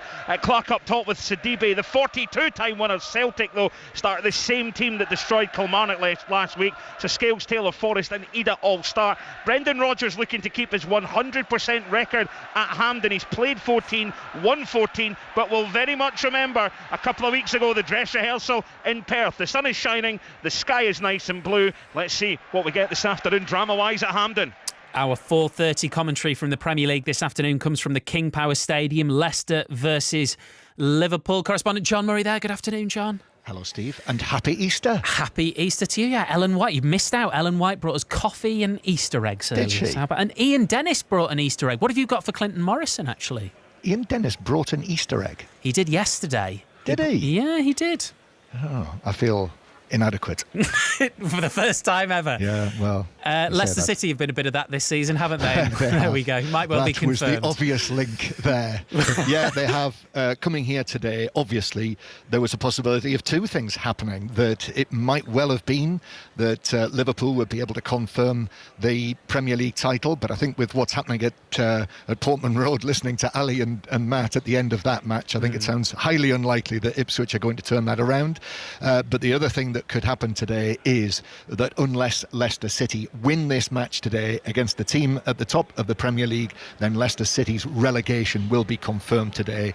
And Liverpool coming here, Leicester are, as probably everyone knows, the most accommodating of hosts possible, having lost their last 8 home matches without scoring a single goal, which is a new English league record. And yes, they did score a couple away from home at Brighton last weekend and actually showed a bit of spirit as well, coming from a goal down twice to draw 2-2. But I'm not sure there'll be many people inside this stadium here today that are thinking this is going to be anything other than an away win. Atmosphere is going to be very interesting because we'll be back at Ipswich very, very shortly, where you know, I think they expected roughly where they are, very different for Leicester City fans. Yeah, and it's been such an unhappy season after the promotion last season, and I know that there are protests planned here today, so we're going to keep our wits about us and keep our eyes about the place to see what the mood is and what happens. And likewise with Liverpool, you'll be there next Sunday, won't you, at Anfield, John, for Tottenham? In actual fact, this time next week, and I think it's a bit of a shame, actually, that the second FA Cup semi-final, which I think is a real prospect, Nottingham Forest against Manchester City, kicks off at exactly the same time as Liverpool against Tottenham, which looks as though, depending on what happens between Arsenal and Crystal Palace on Wednesday as well, that's part of the equation, that those two matches kick off at exactly the same time. So in actual fact, this time next week I'll be at Wembley. Well, I'll be at Anfield, so we will dovetail seamlessly. So we'll have it covered then. Lovely. Thank you very much. John. Absolutely we will. And I'm sure, listen, Liverpool fans listening to this, I think deep down they will be absolutely happy that they will get the chance to win it on their own merit, depending on what happens to Arsenal against Crystal Palace in midweek. Liverpool versus Tottenham next Sunday, same day as that FA Cup semi-final, same time. So what a day that will be. Right, let's get second half commentary then. Remember, you've got a choice of listening. Fulham leading Chelsea by 1-0. BBC Sport website and app for that one. Manchester United Wolves 0-0. That one is on 5 Sports Extra. Teams on their way back out at Portman Road. 10-man Ipswich 0. Arsenal 2. Matt Upson's with Ali Bruceport. Bukayo Saka back out there for Arsenal, the subject of a crude challenge by Leif Davis of Ipswich Town in the first half. But Saka is back. Mikel Arteta making no changes at half-time. Matt Upson, Ipswich are making a change. Julio Enciso, you felt was Ipswich's best player in the first half. He's coming off at half-time. Jack Taylor is coming on. Interesting. Yeah. Interesting. I mean, I'm just waiting to see how Ipswich is going to shape up to tackle this 45 minutes, which could be really, really challenging. I'm sure that will include a tactical shift, whether or not they'll go with a 4, because they kind of dropped to a back 5, didn't they, with Ben Johnson in the right wing back. And I think Greaves went all the way out to like the left wing back position once the red card had happened. It looks like it's going to be that same back 5 setup. Yeah. And maybe in terms of the midfield, we were talking about half-time, just tightening up the centre of the pitch a little bit, which Enciso is obviously a much more attacking-minded player, isn't he? Damage limitation for Ipswich. Their relegation won't be confirmed today, but as I said at the end of the first half, if they lose this game and Wolves avoid defeat at Old Trafford, then Ipswich will be 15 points behind with 15 points to play for, but Wolves' goal difference is 20 better than Ipswich is, so it's looking grim. It's not a question of if, it's a question of when. Second half is underway. Arsenal in the red and white kit, playing from left to right in the second half, leading by 2-0. Bukayo Saka licking his lips probably at the prospect of running at Jacob Greaves, centre-back by trade, in the second half. Ødegaard gliding forward, rolls it across to Zinchenko, quickly out to Martinelli on the left. He fancies a little run at Ben Johnson. Back it comes to Zinchenko. We are going to be doing a lot of this sort of description throughout the next 45 minutes here on 5 Live. Martinelli to Zinchenko. Here's Marino trying to get onto one at the near post. Tackled by O'Shea. It's gone behind for an Arsenal corner. Quickly to Craven Cottage. Sahel Sahi. We've played 51 minutes now here. Alistair, still Fulham 1, Chelsea 0, but Enzo Maresca's not waiting around, the Chelsea manager. He made 2 changes at half-time, bringing off Reece James and Noni Madueke for Jadon Sancho and Malo Gusto. Fulham 1, Chelsea 0. Manchester City 1, Everton 1, full-time score in the WSL this afternoon. The other game in the WSL into the second half, Villa are 1-up at Tottenham. St Johnstone Celtic underway in the second Scottish Cup semi-final. We'll take you to Old Trafford shortly. Let's see what Arsenal can do with the corner. Leading 2-0, Declan Rice takes it in front of the Arsenal fans, rolls it short here to Ødegaard, now to Zinchenko, edge of the Ipswich area, back to Rice, quick touch, then Ødegaard, in behind the Ipswich defenders, drives the cross into the near post, blocked by Palmer, and behind for another corner. Marino's flattening his back inside the 6-yard box, so he might have been caught there as Arsenal look to score a third. I think they're going to take this corner quickly, so we'll hold off on our visit to Old Trafford. We heard from John Murray at half-time as well. Full commentary to come of Leicester-Liverpool. Kicks off at half-4. Zinchenko across to Trossard. Central position, 25 yards out. Saka thought about the first-time hit. Decided against that. Whips the pass across to Zinchenko. Dummies across. Plays it to Rice on the left for Arsenal. Every Ipswich player pretty much in their own penalty area. Martinelli gets in round the back, another cross in, blocked by Twanzebe. Another Arsenal corner quickly to Old Trafford. Charlie Slater. 51 minutes gone. Manchester United 0, Wolves 0. United starting the second half. How they picked up at the end of the first half. 3 corner kicks already, and Eriksen's whipped a devilish ball into the box, but they still haven't been able to find a breakthrough yet. It's goalless. Martinelli's shot on the turn, blocked at close range. Still Arsenal come again, leading 2-0. Zinchenko slides in Martinelli, cut back looking for Ødegaard. Greaves is able to block with his left foot. Morsi brings it away for Ipswich, the Egyptian international, chased by Martinelli. Back it comes to Twanzebe, now to O'Shea. Across to Alex Palmer, Ipswich's keeper inside his 6-yard box. Calmly passes it straight up the field here to Kayusta. And Ipswich can breathe. Matt Upson. I mean, why this performance has been so ruthless from Arsenal. Their application has been top. It's the same now, playing against 10 men, 2-0 up. as when it was in the Bernabeu on Wednesday. That's the sign of a team that respects the manager, that are together, that have really high standards, because Arsenal have not dropped off it at all, and it would be easy for them now to drop off, wouldn't it? Yeah. Just go, okay. Martinelli lost that ball there. He sprinted 20 yards to get back and put pressure on it. Even that he knows Morsey's not going anywhere. He's not even got a pass. There's barely a centre forward or a player available to receive the ball, but the way they're applying themselves is a mindset of a team that wants to achieve something. 4 minutes into the second half, Ipswich 0, Arsenal 2. I would say 99.9% possession for Arsenal in the early stages of the second half. So you said top, Matt. Would you say top, but not top? So that was another one we got into the conversation about. What's that? Oh, as in top is another level. Top player? Yeah, top player or top player. And whether that goes in the glossary. And John Murray argues... It's like you're going out or you're going out. Yes. John Murray argues it has to be top. Yeah. If you're going to get in the glossary. So are you out or just not out? Tonight. Not tonight, Matt. Not tonight. Matt Upson with us here at Portman Road. Arsenal leading Ipswich by 2-0. No changes made by Mikel Arteta at half-time. So Arsenal have got Raya in goal, White, Saliba, Kivior, Zinchenko, Ødegaard, Rice, Merino, Saka and Martinelli. Either side of centre-forward, Leandro Trossard. Header forward from Ben White. Ødegaard will chase. Palmer, the Ipswich keeper, comes out of his area, clears with his left foot straight out of play for an Arsenal throw. So Ipswich now have Palmer in goal. I guess you'd say Twansebe, O'Shea, Burgess, the three centre-backs. Jacob Greaves sort of left wing-back, left-back. Ben Johnson over on the right. Morsey, Kayusta and now Jack Taylor on at half-time for Enciso as the midfield three. And George Hurst, good luck with this, George Hurst, just up front on his own. And Ipswich just are not going to see the ball. I mean, all George Hurst can do really is just work hard, shut the ball down and create the odd foul. You know, it's very, very little service into him. Ødegaard, half-court edge of the area, picks himself up, keeps going. Marino couldn't quite bring it under control inside the Ipswich box. Then he gets a tackle in on Taylor. Morsey's in a tight spot here. Again, Arsenal hunting impact around the Ipswich players. Marino goes down over Morsey, who was already on the floor. Marino reacts. Morsey doesn't like it. It's going to end up in a handshake.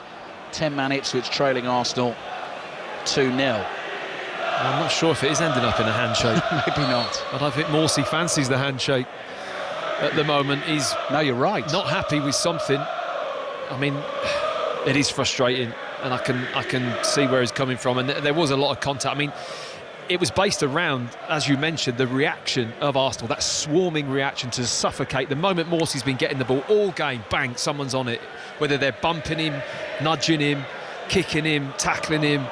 And it's a lot, and I think there was just a little afters from Marino when Morsey was on the floor and he reacted to it, stood up, grabbed hold of him. There's just a little shove on the back from Marino, and he made a lot of it, to be honest.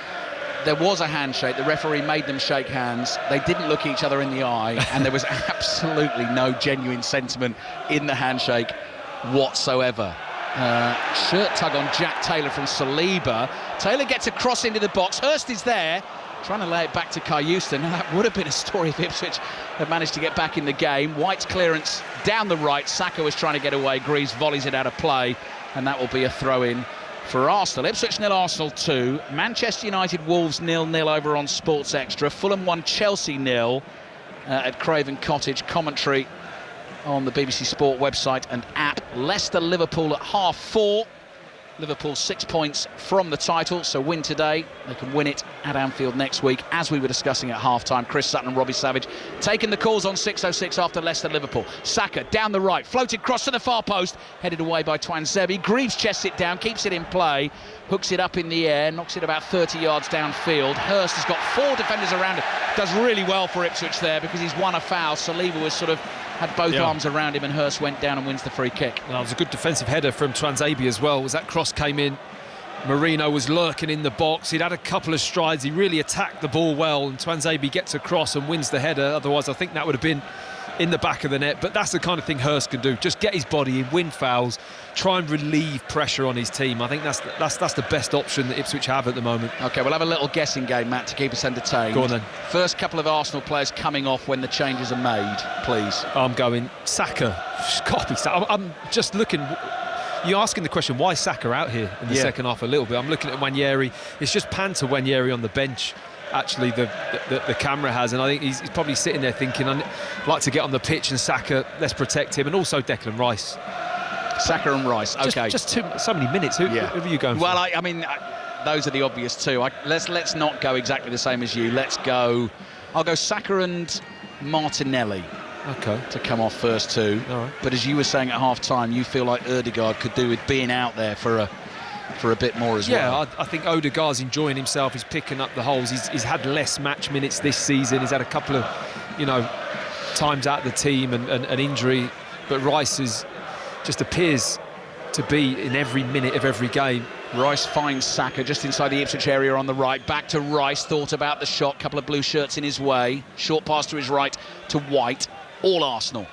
Back again here to Kivior. Very advanced position, 30 yards from the Ipswich goal. Ødegaard, corner of the Ipswich penalty area, teasing Ipswich defenders. Back to Saka. You just feel like Arsenal are biding their time here and want to score. As you know, they're sometimes criticised. Now they're getting ready. Subs down beneath us. Lewis Skelly and Waneri getting ready to come. Well, I think we're both right with the Saka shout.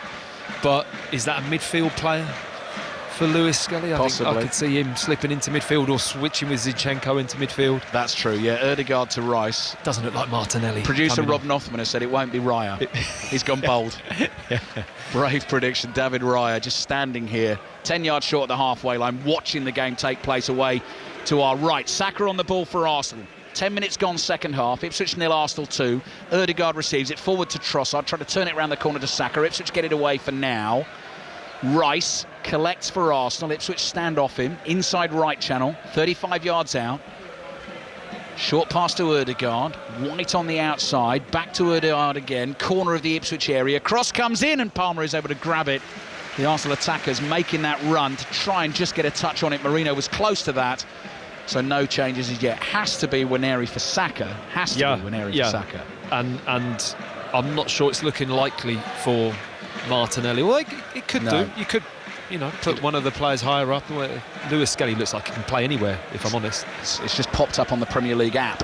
It's Marino. We're both wrong. Who's going to be coming off. Although that Premier League app still says Ipswich 0, Arsenal 0, which is definitely wrong. It's Ipswich 0, Arsenal 2. Hurst on the ball for Ipswich inside the Arsenal area. Onto his right foot. Hits the shot just wide. Good effort from George Hurst. Not going to get much help up there in the second half, but held on to it well, got into the shooting position and couldn't quite find the angle to nestle it in the bottom corner. Yeah, good run, good centre-forward play, faces up Saliba, gets a little drop on him, touches it inside, and that's a good effort. I mean, he's been starved of service, and the fans have been starved of any action to get their bums off seats, to be honest, but that one was worth getting up for. It was a decent hit from Hurst. Right, Bukayo Saka, warmly applauded by the Arsenal fans, roundly booed by the Ipswich fans, comes off. Waneri comes on. It is Lewis Skelly for Marino. Let's get the team news from our second Premier League commentary of the afternoon. Leicester against Liverpool. John Murray. Well, for this match, Leicester must win, otherwise their relegation will be confirmed. Ruud van Nistelrooy makes 3 changes. So Fass comes back into the defence with Okoli on the bench, De Cordova-Reid for McAteer and Pereira in for Justin. Also Christensen, Buonanotte and 15-year-old Monga are among the substitutes. Liverpool make 2 changes. Szoboszlai and Gakpo back into the starting lineup for Jota and Jones. Alexander-Arnold is among the substitutes, and it looks as though Arsenal are going to make Liverpool wait, doesn't it? It does. They are 2-0 up. They've made the double change. Thank you, John. Clinton Morrison alongside John for commentary of Leicester against Liverpool. If Arsenal win this game, Liverpool cannot be confirmed as champions. If they beat Leicester in that one this afternoon, but win that one this afternoon, then they can win the title at home to Tottenham at Anfield. Next Sunday it kicks off at 4:30. And you're right, Matt, Zinchenko has popped into midfield and Lewis Skelly is in at left back for Arsenal. Yeah, I mean, it could have gone the other way, couldn't it, really? Lewis Skelly could have just popped into midfield and done the job in there, but Zinchenko loves to play that midfield role, you feel. I don't think he, as he's progressing on in his career, those left-back positions and the 1v1s and all of that are not becoming more and more his thing, and I think dropping into midfield for Zinchenko, he really enjoys that. Attacking practice for Arsenal. White's cross, low one, zipped into the near post. Palmer took it well, bounced just in front of him, got his great big hulking frame on top of the ball and took it cleanly. Next season, of course, that'll be 8 seconds you'll be allowed to hang on to that ball, Matt. You know that rule's coming in next season as well. They're going to try and enforce that more strictly. Yeah. So we'll see how that goes next season. You can tell I'm looking around for stuff to talk about here. What's the time now then? It's the same time, isn't it? I think it's just something they're going to put a focus on. Yeah, exactly. That's right, Matt. Yeah, you're exactly right. Like the kicking the ball away from a restart, as Arsenal fans will be well aware of. That's been heavily big spotlight on that this season. Chris Kavanagh, a referee this afternoon, sent off Declan Rice at home against Brighton for precisely that. Was that Kavanagh, was it? Yeah, that was our referee today. Here's Kayusta for Ipswich. Ipswich in the blue shirts with the white pinstripe with Greaves. Puts way too much on that left-footed pass forward looking for her. So Raya out to the edge of the penalty area, controls and plays it to White. Well, it's my first trip to Portman Road this season. I'm very impressed with the commentary position. Great, Matt, isn't it? It's nice, isn't it? Yeah. Great distance from the pitch and great view, had a nice, lots of space. Nice walk across the Bobby Robson Bridge on the way here. Great history. Very nice. Around this football club. We've got the Sir Bobby Robson stand away to the left, Sir Alf Ramsey away to the right. Zinchenko playing the ball across to Ben White. White to Waneri. Waneri runs at Greaves, tries to beat him for pace on the outside. Greaves does well for Ipswich, sticks with him, gets his body in the way, and it goes behind for a goal kick. If you're in this position as Ipswich, Matt, what are you now looking to get out of this game as an individual? As an individual, I think you're looking to be able to cope and just showcase what you can do. It's going to be a defensive aspect with the odd moment of can you find a pass, can you pick a pass, but it's a false game now, isn't it? And it's almost like it's been a false game right from the start at 11v11, but at 11v10, with the gulf between these two teams in terms of the confidence and how they're playing. Yeah. But as you said, the shape of the game, you know, the way the game was going didn't really change with the sending off anyway, did it? No, but that says a lot about how Ipswich kind of started the game, and I think that's been the only disappointing thing for me. And I know I don't expect them to, go toe-to-toe with Arsenal in terms of where the two teams are at. But for me, you've got to show a little bit more. Ipswich 0, Arsenal 2. We've got half an hour left to play in this game. Next break in play will take you back to Old Trafford. Here's Ødegaard outside of his left foot, spinning ball into the path of Trossard. Shea committed himself there. Trossard cuts it back, crosses towards Zinchenko. Ipswich managed to get enough bodies in the way to get it away, and then Taylor, the ball actually disappears from view above the roof of the west stand out of our eye line, eventually bounces on the halfway line. Saliba nods it forward and Declan Rice picks it up inside his own half, and Bukayo Saka is already receiving treatment down beneath us, sitting amongst the Arsenal substitutes. Ice pack being strapped to the back of his right leg. Leif Davis catching him in the first half, which is why Leif Davis was sent off. Yes, it's one of those that is probably going to look quite bad tomorrow. Right. When it's swelled up a bit, and it's just a kick on the back of the Achilles, so it's not going to be great, but hopefully it'll just clear up and within a few days. Waneri to Trossard, again just inside the Ipswich area, taking you to Old Trafford shortly. Ødegaard, good run made by White on the outside, that'll cut back. Waneri, good block by Greaves, came sliding in to block that shot. Morsey dummies the clearance with his left foot, whips it away with his right. Out it goes for a throw. Come in Charlie Slater from Old Trafford. 65 minutes gone, still 0-0, but the best bit of play a few moments ago from Manchester United that we've had all game. Should be no surprise that Bruno Fernandes was involved off the substitute bench. He found Eriksson found Garnacho. Square ball across the face of goal. Højlund inches away at the back post from tapping in. Goalless. Declan Rice outside of his right foot prods one here to Lewis Skelly. Lewis Skelly quickly on to Martinelli on the left. One-on-one against Johnson. Johnson backs off. Martinelli curls the crossing with the right foot. Greaves always good in the air for Ipswich. Leaks, flicks the header away. Ben White comes jogging towards it. Back to Ødegaard, corner of the box, thinking about the curler. Dummies that with the left foot. Back onto the left foot. Low one, Palmer down to his right. Clutches it to his chest. To Craven Cottage next. Sahel Sahi. We've reached the midway point of the second half here, Alistair. Still Fulham 1, Chelsea 0. Better from the visitors in the second half. Neto's come close. Leno's saved his effort. He smothered it at the second attempt. And then Sancho cuts it in from the left-hand side. A right-footed shot was on target. Comfortable once again for the Fulham goalkeeper. Fulham 1, Chelsea 0.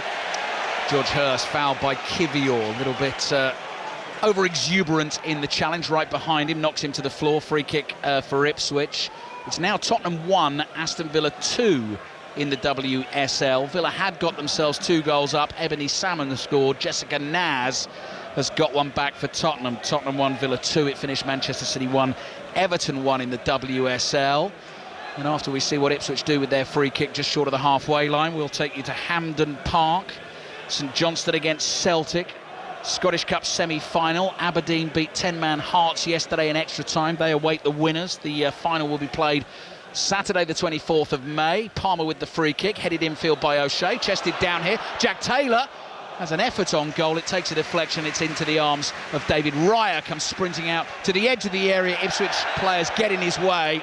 They've blocked him. It's going to be a free kick for Arsenal. So Gavin Wallace, tell us what's happening at Hampden Park. Not much, to be honest. It's 0-0 just now between St Johnstone and Celtic. 25 in the clock, Ali, though. James Forrest had a snapshot 10 minutes ago. It came to him from a cross ball, and he kind of with his left foot just put it wide of the post. At the moment, though, St Johnstone 0, Celtic 0.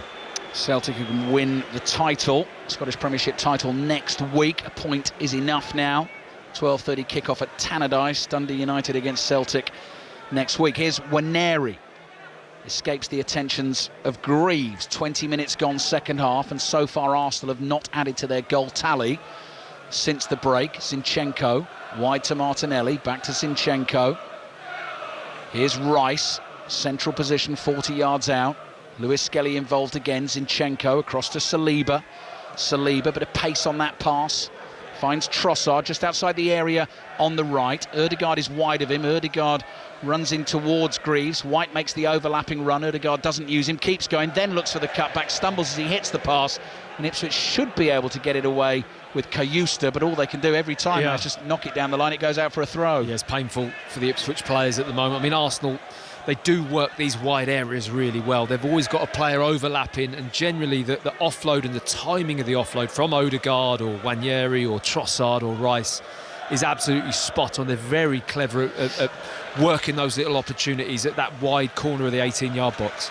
Ødegaard there was looking for the tiniest gap. To try and thread one through to Trossard, and nearly found it, didn't he? What I love about him is if he can't thread it through, he lifts it over. Yeah. The amount of times you see him lift that ball over is very clever. One of the great lines we always use in our golf coverage, which isn't ours when we're at the Masters, is Ben Crenshaw talks about the touch you need around the greens at Augusta. And he describes it as a jeweler's touch. And I think that's similar with Ødegaard. It's the precision, isn't it? Of the jeweler, and that's exactly what Ødegaard is looking to do. Exactly, the weight of that ball has to be perfect. Yeah, exactly. And it often is. Saliba to Rice. Arsenal pulling Ipswich all over the place. Ipswich standing firm at the moment. Relegation for them won't be confirmed today. It could be for Leicester if they don't beat Liverpool. Commentary coming at 4:30. Manchester United Wolves at the moment over on Sports Extra. Ipswich just holding their position here. It's like the Alamo, just standing on the edge of their penalty area. Red and white shirts buzzing around the place, looking for spaces, looking for the opening. Waneri, little ball poked back to Ødegaard, edge of the box. Ben Johnson in front of him. White makes the run on the outside. Ødegaard slightly overhits that down to the byline. Greaves spots the opportunity, makes the tackle. Ipswich throw. I mean, it makes it harder for Arsenal to score when you play like this, because it's not a game, is it? It's just defend. It's not much fun, is it? No, it's not a game. So it's harder to defend because Ipswich never come out of the 18-yard box. So you've got to produce something a little bit special, whether it's a long-range effort, which I think Arsenal, I mean, Ødegaard's just have one, but maybe start to hit a few more longer-range shots. That'll force Ipswich to have to come out and get blocks in. Here he goes, Ødegaard up to the edge of the area, looking for Martinelli. Martinelli receives it just inside the box, hits the shot, big deflection, behind it goes for a corner. I've got a feeling, Matt, Arsenal PSG a week on Tuesday won't be like this. You might be right. You might be a little bit more open, shall we say, going toe-to-toe. Yeah. Now you've mentioned it, I can't wait to watch it, to be honest. Can't wait. I think that'll be a brilliant game. Yeah, two really, really good teams. Week on Tuesday, first leg at home at the Emirates Stadium. We will be there. And the fixture schedule works nicely for Arsenal. They play the game Tuesday. They've then got a Premier League game against Bournemouth on the Saturday, so there's a nice break before that one. And then the second leg isn't till the Wednesday. It couldn't really be much better for them. Here's Ødegaard, back to Zinchenko. Zinchenko to Rice on the left, threads it through. Trossard, touch and turn onto the left foot. Angle is tight, tackled again. It goes behind for the corner. There's just no space in that box whatsoever. Three Arsenal players were pulling Waneri who's onto the edge of the box. If Trossard could maybe just get his head up and dink one to the edge, that's where the space is. Corner taken short. Back it comes into Martinelli. Hits it with the side foot with power. Greaves us out really quickly for Ipswich to make the block. David Raya is lonely here inside the Arsenal half on his own. Picks his pass perfectly though. 10-man Ipswich 0. Arsenal 2. Declan Rice on the charge. Feeds it to Ødegaard. Ødegaard looking for Trossard. Kayusta makes the block. His pass out intercepted. Lewis Skelly to Rice. Cross comes in. Another deflection. And behind it goes for the corner. And Tottenham have come back from 2-0 down in the WSL. 70th minute, 20 minutes to go. They've equalised now, Tottenham 2, Villa 2. As I say, the WSL highlights follow Match of the Day 2 tonight, BBC One. So Match of the Day 2 is at 10:30. If you missed that, obviously it's available on the iPlayer, but it'll be followed tonight by the Women's Football Show, also available on the BBC iPlayer. Declan Rice, clever little ball to Trossard. Trossard's right-footed shot finds its way through. Palmer's beaten this time. Crowded penalty area full of blue shirts, but Arsenal kept coming. Trossard's got his second of the afternoon. It's Ipswich 0, Arsenal 3. Well, straight away, there's an inquest in the Ipswich box with the Ipswich players. It's Hurst, I think, who finds himself in the position where he's in a defensive role. He's in the space along the 6-yard box, but Declan Rice plays a lovely little reverse ball into Trossard, and Hurst just doesn't have that instinct to really get out and block that angle, and he just gets his shot off Trossard, and it goes right through the legs of Hurst and into the bottom corner. Goal in the first half went through the legs of O'Shea. Goal in the second half goes through the legs of Hurst. Yeah, and that just tells you that you can have as many players in the box as you want. If you don't get the right line of approach, the angle, the distance, all of those little fine details at this level, that's what matters. Bodies in there doesn't have the effect. You have to be in the right spot.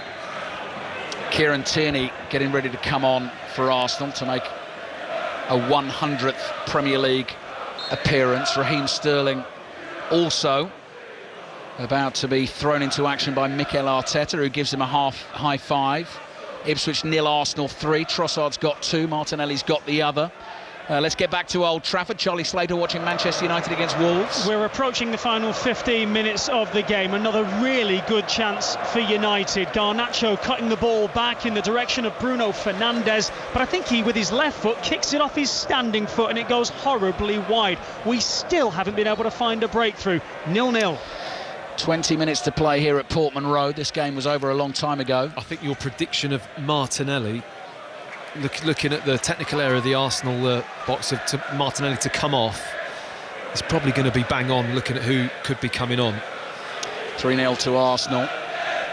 Ipswich haven't beaten Arsenal in a league game since September 1984. I know you were here as a young man, Matt, but even that is before your time. That was a Division 1 game. I looked that up. Russell Osman and Romeo Zondervan scored the goals. I remember those names. Yeah, though. oh, absolutely. Yeah.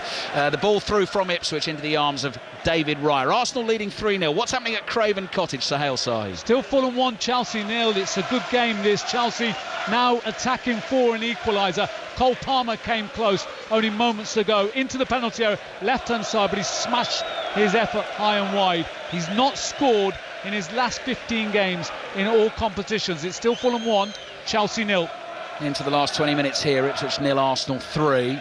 Just looking up the match report of the Ipswich home win, the only one this season against Chelsea late December. Headline on the BBC Sport website was Ipswich win dents Chelsea title tilt or something like that, and Chelsea have fallen a long way off that since then. Here's Morsey. Declan Rice read that brilliantly. He's 20 yards away from that. He could see the play building up, and he came on a sort of bending run round to the right, and the ball just ran into his path. I don't think you can coach that. No. It's an instinct, isn't it, that players have, and he's amazing at it. Martinelli's coming off.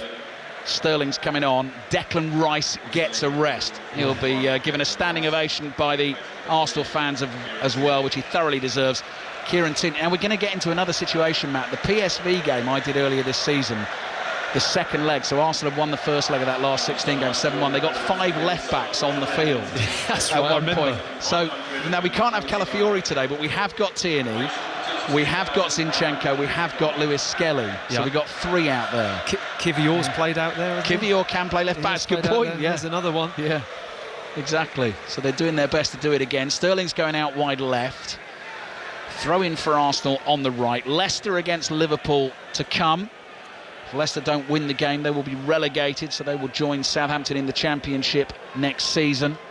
But this Arsenal win means that Liverpool cannot be confirmed as Premier League champions this afternoon. Here is Kivior across to Saliba. Saliba finds Ødegaard inside right channel for Arsenal. They're looking for a fourth. Trossard looking for a hat-trick. Thought about the hit with the left foot edge of the box, and then foot in from Burgess to win the ball for Ipswich. Morsey runs it up to the halfway line. Lewis Skelly's with him. He holds him off, holds Trossard off. He's then fouled by Trossard.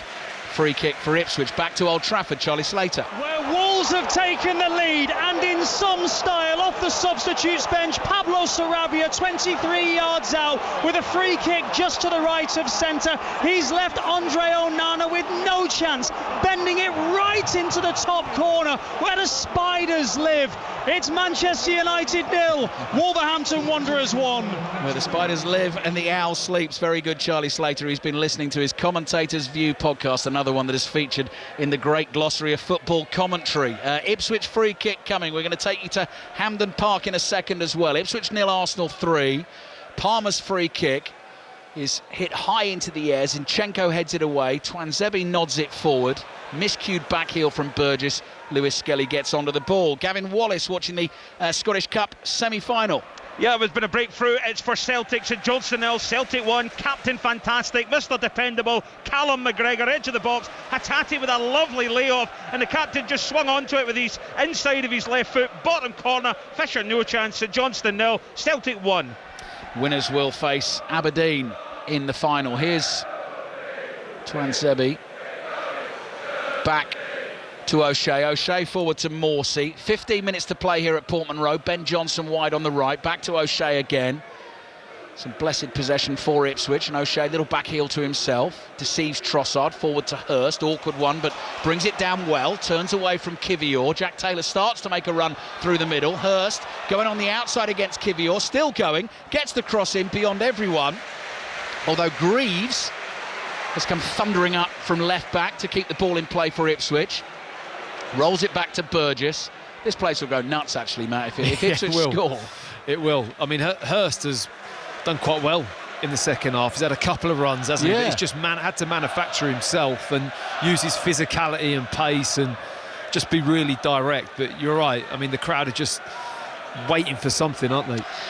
Ipswich's next game away at Newcastle next Saturday, which is another one that will not be easy for them. And actually, Phil Y, our producer, sent us a note at half-time making a very good point. Leif Davis, Newcastle-born, said the one game he was most looking forward to this season, Matt, I know, was going to be St James's Park against Newcastle, and he's got himself sent off this afternoon and won't play, which is very sad for him. Here's Waneri, who's had a fabulous season for Arsenal, the 18-year-old. Walking pace from him on the right because the ball is over on the left here with Sterling. Sterling drawing Ipswich defenders to him. Back to Zinchenko. There's Tierney. Tierney to Trossard. Back to Zinchenko. Edge of the Ipswich area. Trossard slides it through. Good skills from Sterling. Thinks about the shot, then tries the dribble. Offside flag goes up. And that'll be a free kick for Ipswich. Ipswich 0, Arsenal 3. Wolves are 1 up at Manchester United. Commentary of that one over on Sports Extra. And Fulham still lead Chelsea by 1-0. I mean, Waneri on this right-hand side, I mean, he does so well with the ball. He's such a technical player, but just, I'm not sure if he's quite got that turn of pace to go past players in that area, you know. I see him so much as a number 10, and I think he's super talented. I'm told that's his best position. Yeah, now, but he's going to find it hard to get into that a position in a team where that position doesn't exist. So can he play a midfield 3, an attacking midfield 3, or is he going to play wide? Yeah, I think that's going to be a tough journey for him if it stays in this kind of formation and format, because I think his skill really is in that number 10 position centrally. Former Arsenal and England centre-back Matt Upson with us here at Portman Road. Another goal in the Scottish Cup semi-final, Gavin Wallace. St Johnstone have been doing so good until now, despite all the pressure. It's St Johnstone 0, Celtic 2. Sam Curtis gets into all sorts of trouble inside the box after Callum McGregor slips through, dives in Maeda. He gets the better and slips it home. St Johnstone 0, Celtic 2, Ali. 6:06 tonight. We'll follow our commentary of Leicester against Liverpool if you want to have your say on the weekend's action. You can chat to Chris Sutton and Robbie Savage. Ipswich are playing out from the back here. Another goal at Craven Cottage, I'm hearing. Sahel Sahi. Chelsea have equalised. It's Fulham 1, Chelsea 1. A ball into the penalty area. It was headed down for Tyreek George, and the 19-year-old has scored his first Premier League goal for Chelsea. We're all level here. Fulham 1, Chelsea 1. There you go. We were just talking about Ethan Waneri here, and Tyreek George has scored for Chelsea this afternoon. Match of the day 2, BBC 1, 10:30 to see all the goals. Hurst in an offside position as Ipswich tried to find him, so that will be a free kick for Arsenal. We are meandering our way here, Matt, towards the full-time whistle. But a lot of these things, and I know, from an entertainment perspective, it's not the most thrilling second half of football, but I'm looking at Arsenal, and I think that partnership, certainly between Kiwior and Saliba, it's another 90 minutes playing together, understanding each other. Yeah. Kiwior and Lewis Skelly and Ben White and all the different people coming in that are going to be needed at some point, from now to the rest of the season. It's been a positive afternoon from Arsenal. Forget the result, which is positive for Arsenal, but it's just about building those relationships going into bigger games than what this one will be. Tierney was sprinting away down the left-hand side. His cross was blocked. Ipswich have cleared. Greaves heads it forward. Couldn't find Hurst. Waneri senses an opportunity here because Greaves is not at home. He collects the ball and feeds Ødegaard. Ødegaard in the middle of the Ipswich half. Low pass into the path of Sterling. Sterling's got Ben Johnson backing off here. Sterling looking for options. Zinchenko is there. Wide on the left is Tierney. Wasn't properly looking at that ball. It rolls under his foot, but he's able to keep it in play on the left. Back to Zinchenko it comes. Just over 10 minutes to play. Trossard with 2, Martinelli with 1, and Arsenal leading Ipswich 3-0. Ødegaard, edge of the box. Lewis Skelly pops up in space, looking for a little 1-2 with Trossard. Might work. Right-footed shot deflected and behind for a corner. That nearly came off. Yeah, it was a little ricochet, wasn't it? Just bounced off the Ipswich player. It was a left-footed shot from Lewis Skelly, and then it just pops onto his right foot, gets a quick shot off there, and I think it's Greaves, isn't it, comes back in and just makes a last. He's made a lot of blocks in this second half. So Leicester could be relegated this afternoon. Liam Delap is waiting to come on for Ipswich. They will be going down as well. Second season in a row that the 3 promoted teams will immediately be relegated back to the Championship. Arsenal have taken their corner. Zinchenko's played it back to Waneri. Curling high cross from him towards the far post. Kiwior gets a header on it, but it goes behind. So it'll be 2 seasons in a row that the 3 promoted teams have gone down. The only other time it's happened in the Premier League history was late 90s, 97, 98. But you do want to be really interested to see what happens next season, Matt, with the teams coming up. And actually mentioning that, Aaron Paul on air tomorrow from 2:30 around the ground. It'll be a fantastic afternoon of football. Big games. Championship, League 1 and League 2. Our coverage starts at 2:30. Drive back on air from 5:15, and then the Monday Night Club back with Mark Chapman 7 o'clock tomorrow night, which will feature an hour-long special on the 20th anniversary. 20th anniversary, is it? No, it's not that. It's an hour-long special on Jose Mourinho. 20th anniversary, yes, that's right, of winning the Premier League title with Chelsea in 2005. I'm confusing myself. Is it? Isn't it? No, it is. It is. It is. Yeah. It is. Sure? Yeah, top programme that will be tomorrow night. We're out. Monday Night Club. Hurst and Kayusta have come off.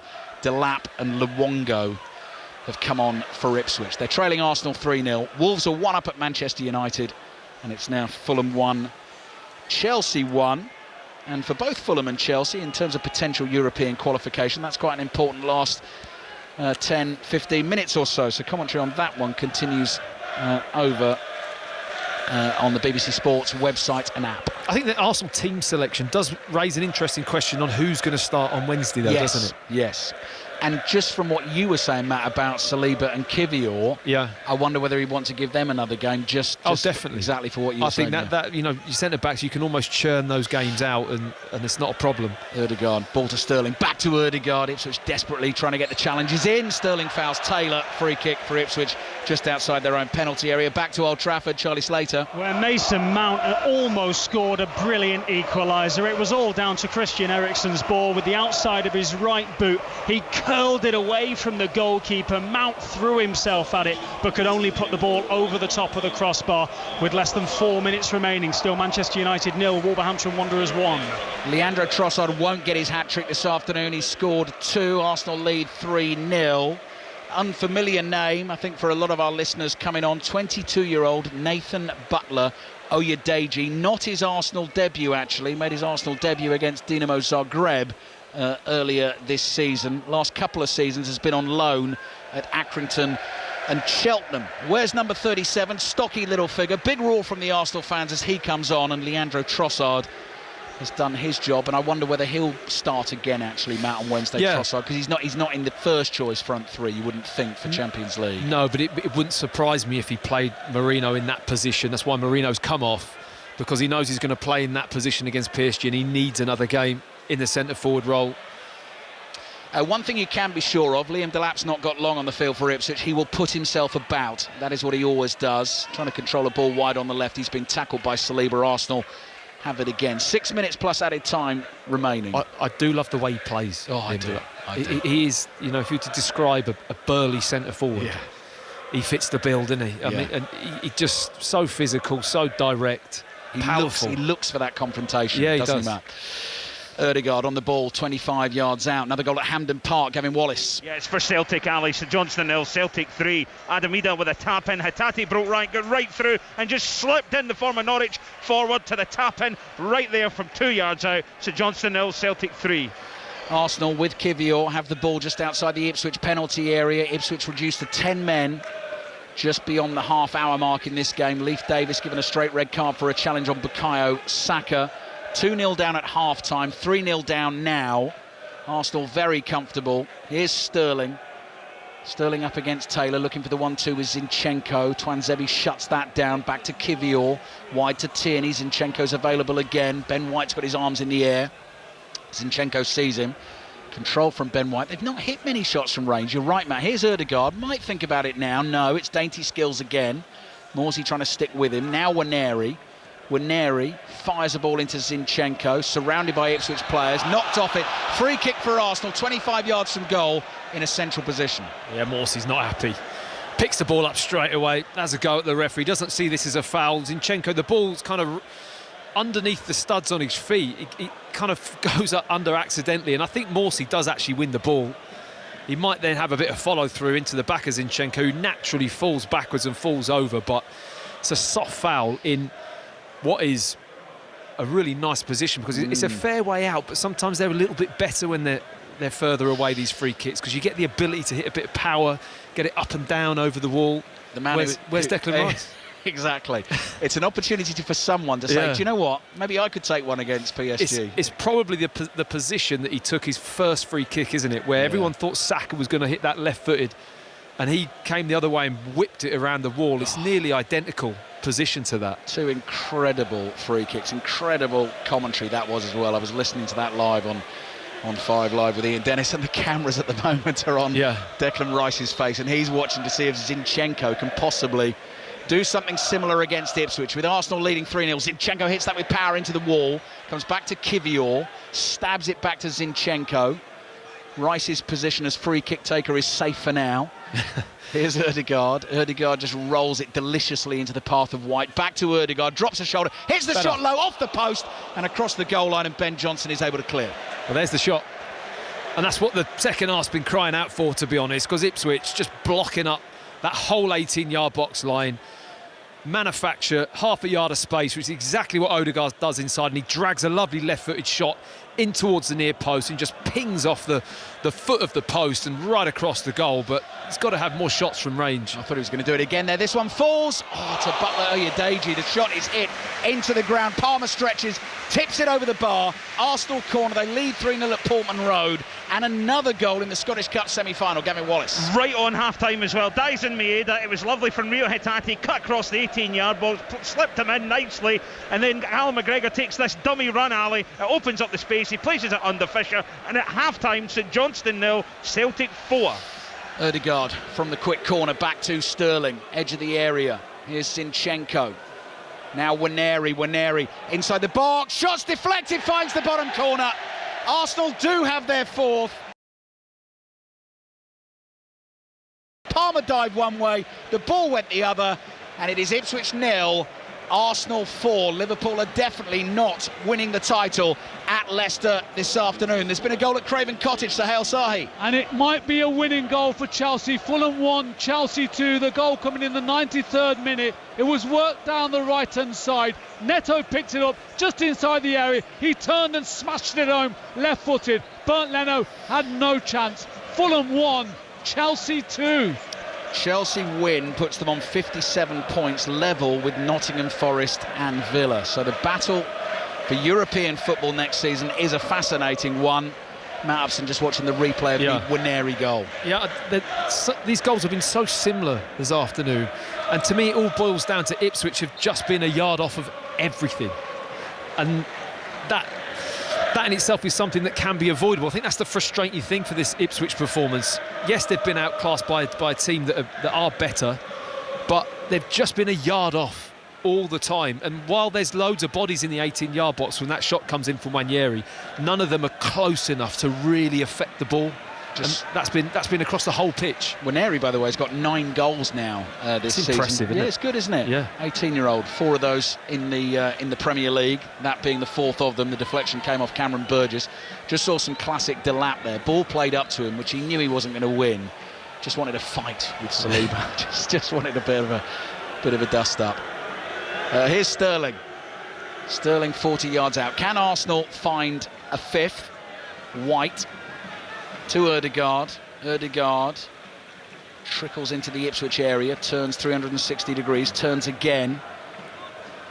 Eustace getting dizzy trying to chase him there. It was Luongo actually trying to stop him that time. Waneri's dragged back, continues his run. Greaves is all over him there. Waneri can't get that ball. It bounces twice and goes behind for the goal kick. 90th minute of the game.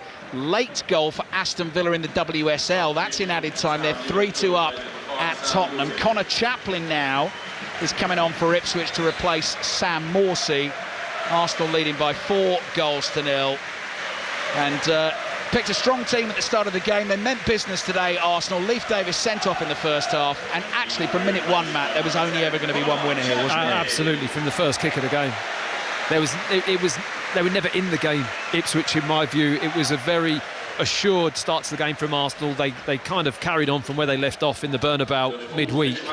And the way they've used the ball and the confidence the team has, they have been a difficult side to play against, no doubt. But Ipswich will go in disappointed. Wolves still 1 up at Manchester United. That would take them to 38 points. West Ham on 36. Ipswich losing this game on 21. 15 points to play for. If they get the 15 points, they could go level with West Ham if West Ham lost all their games. But again, the goal difference between the two teams is 16 goals. So this today effectively relegates Ipswich. Not confirmed, because we know miracles can happen in sport. But I think all Ipswich fans know, and have known for a while, they are going down. We also know that Liverpool are not going to win the title today, but if Leicester don't beat them in our 4:30 kickoff, then Leicester will be relegated today. 6:06 follows our commentary of Leicester-Liverpool. Here's Ødegaard on the ball, being manhandled by Jack Taylor. Another free kick for Arsenal. Mikel Arteta just watching and hoping that no further knocks picked up in the last 3 minutes of this game. One more Premier League game against Crystal Palace on Wednesday night, then a weekend off, and then on Tuesday week, first leg Champions League semi-final against Paris Saint-Germain. Sterling drops a shoulder, cuts in from the left-hand side, finds Lewis Skelly, looking for the runner Sterling again. Ball is blocked and cleared by O'Shea. Back to Tierney, clever skill from Tierney, cross comes in, goes behind for another Arsenal corner. Matt Upson. I mean, they haven't dropped off it at all, Arsenal.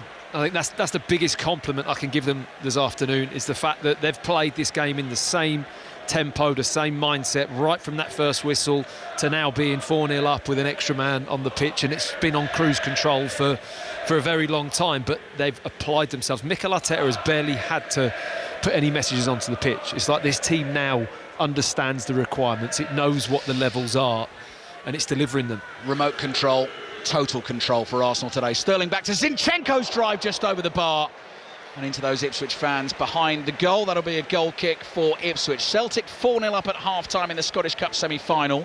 Wolves still 1-0 up at Manchester United. Last we heard, Chelsea were 2-1 up at Fulham. Saudi Arabian Grand Prix, by the way, starts at 6 o'clock tonight. Coverage and commentary begins on Sports Extra from 5:45, and the World Snooker Championship continues as well today. We'll bring you updates here on 5 Live, but it's available to watch BBC One, BBC Two, the iPlayer, all the evening sessions on BBC 4 as well. As Alex Palmer, Ipswich's keeper, clears, we have 1 minute of added time remaining. Arsenal strolling to a 4-0 win over Ipswich, which will close the gap on Liverpool to 10 points, which is why Liverpool cannot win the Premier League title this afternoon. Ben White's at walking pace. Everyone here is waiting for the full-time whistle. What a week it was for Arsenal.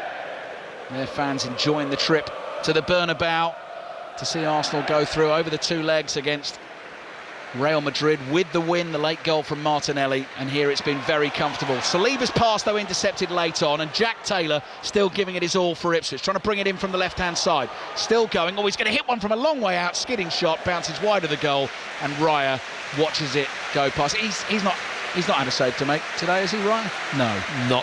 Not a save. I mean, I don't think has there been a shot on target from... Not sure there has. Maybe. Not anything of note, no, shall we say. He's been very, very comfortable. There we go then.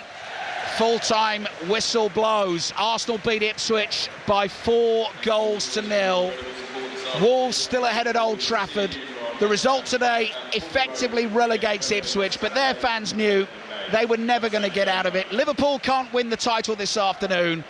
And exactly what Mikel Arteta wanted. 10 days before the first leg of that Champions League semi-final against Paris Saint-Germain, there was the injury concern over Bukayo Saka. He wasn't given too much football in the second half, but as long as he comes out OK, Matt Upson, very satisfactory afternoon for Arsenal. Yeah, if you could have picked a run-out for this Arsenal team after the midweek away from home in the Premier League, this game has presented the ideal scenario for the players, for the manager, to build partnerships again in areas of the pitch that players need minutes, to get players in the action who have been out, i.e. Bukayo Saka, to build confidence and to just get that game out of your legs, really. I mean, it's been used as a tool for that. Ipswich really weren't competitive in any way, to be honest, right from the off.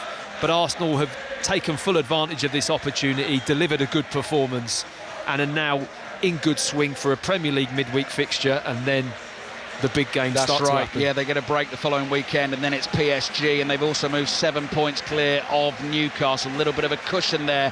Arsenal in second place, 10 points behind Liverpool. Trossard with 2, Martinelli with 1, 18-year-old Ethan Nwaneri with the late goal, which sees it finish at Portman Road. Ipswich 0, Arsenal 4. We'll be back with you two in a moment. A cruise for Arsenal, a right slug for Chelsea, but they're over the line. Sahel Sahi. Yeah, very much so, Steve. Full time here, Fulham 1, Chelsea 2. That means Chelsea, they're moving to 5th and the final Champions League spot after being rescued by 2 late goals. The equaliser in the 83rd minute, 19-year-old Tyreek George, who came off the subs bench to equalise, his first in the Premier League, and then Pedro Neto smashed in the winning goal in the 93rd minute. It's the first away win since the 8th of December in the Premier League for Chelsea. They were fortunate, while Fulham, they'll feel very hard done by. Full-time here, Steve, at Craven Cottage. Fulham 1, Chelsea 2. Manchester United have lost for the 15th time this season. More points than pints for Wolves, Charlie Slater. I would think so. Manchester United 0, Wolves 1. But what an anti-climax for United fans given Thursday's heroics. Any thought of building on that momentum might well have evaporated with one swipe of Wolves substitute Pablo Sarabia's left boot. From 23 yards out, he curled a beautiful free kick into the top corner of Andre Onana's net. It means Wolves win a 5th straight and are mathematically safe from relegation.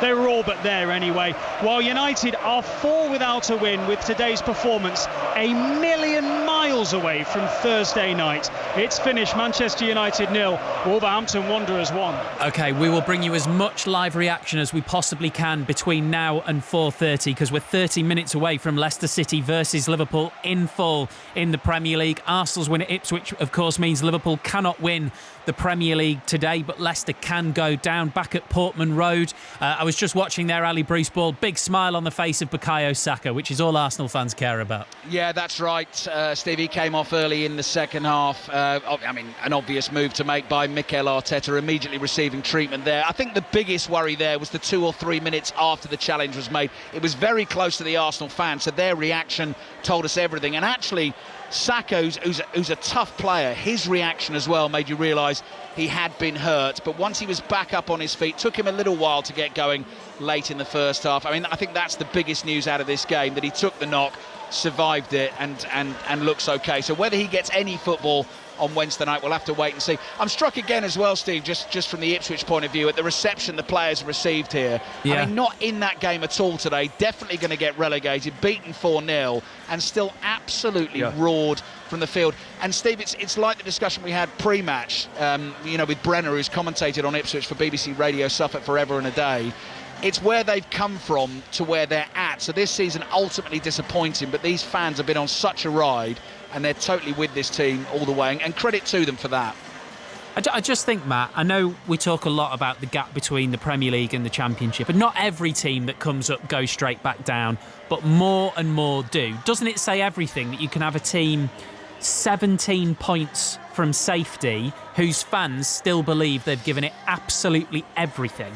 Yeah, I think it's incredible, and I think the recent history does build into that, because, as been mentioned, they're just so happy to be playing and coming and watching football in the Premier League at this stadium. They've got a good structure to the club now. They've got some investment. The stadium's great, and I just think that they appreciate that, and that's a nice thing, because the expectation can soon spiral out of control. And all of a sudden, it gets a bit of a nasty edge to it. I think it would be interesting to see the start of the Championship season next season, and the expectation of the supporters, I believe, is for them to bounce straight back. So that's when it will start to get a little bit heavy for the Ipswich players and management, if that doesn't go well. I'll correct myself, 15 points from safety, otherwise it would have been absolutely rubber stamped today. I suppose the thing to say is, Ali, next season they will be so many teams cup final though, so it'll be a different experience next year. They will. They'll obviously have the experience of last season to build on. A lot will depend as well, Steve, on, we spoke about Kieran McKenna before the game. Ipswich fans delighted.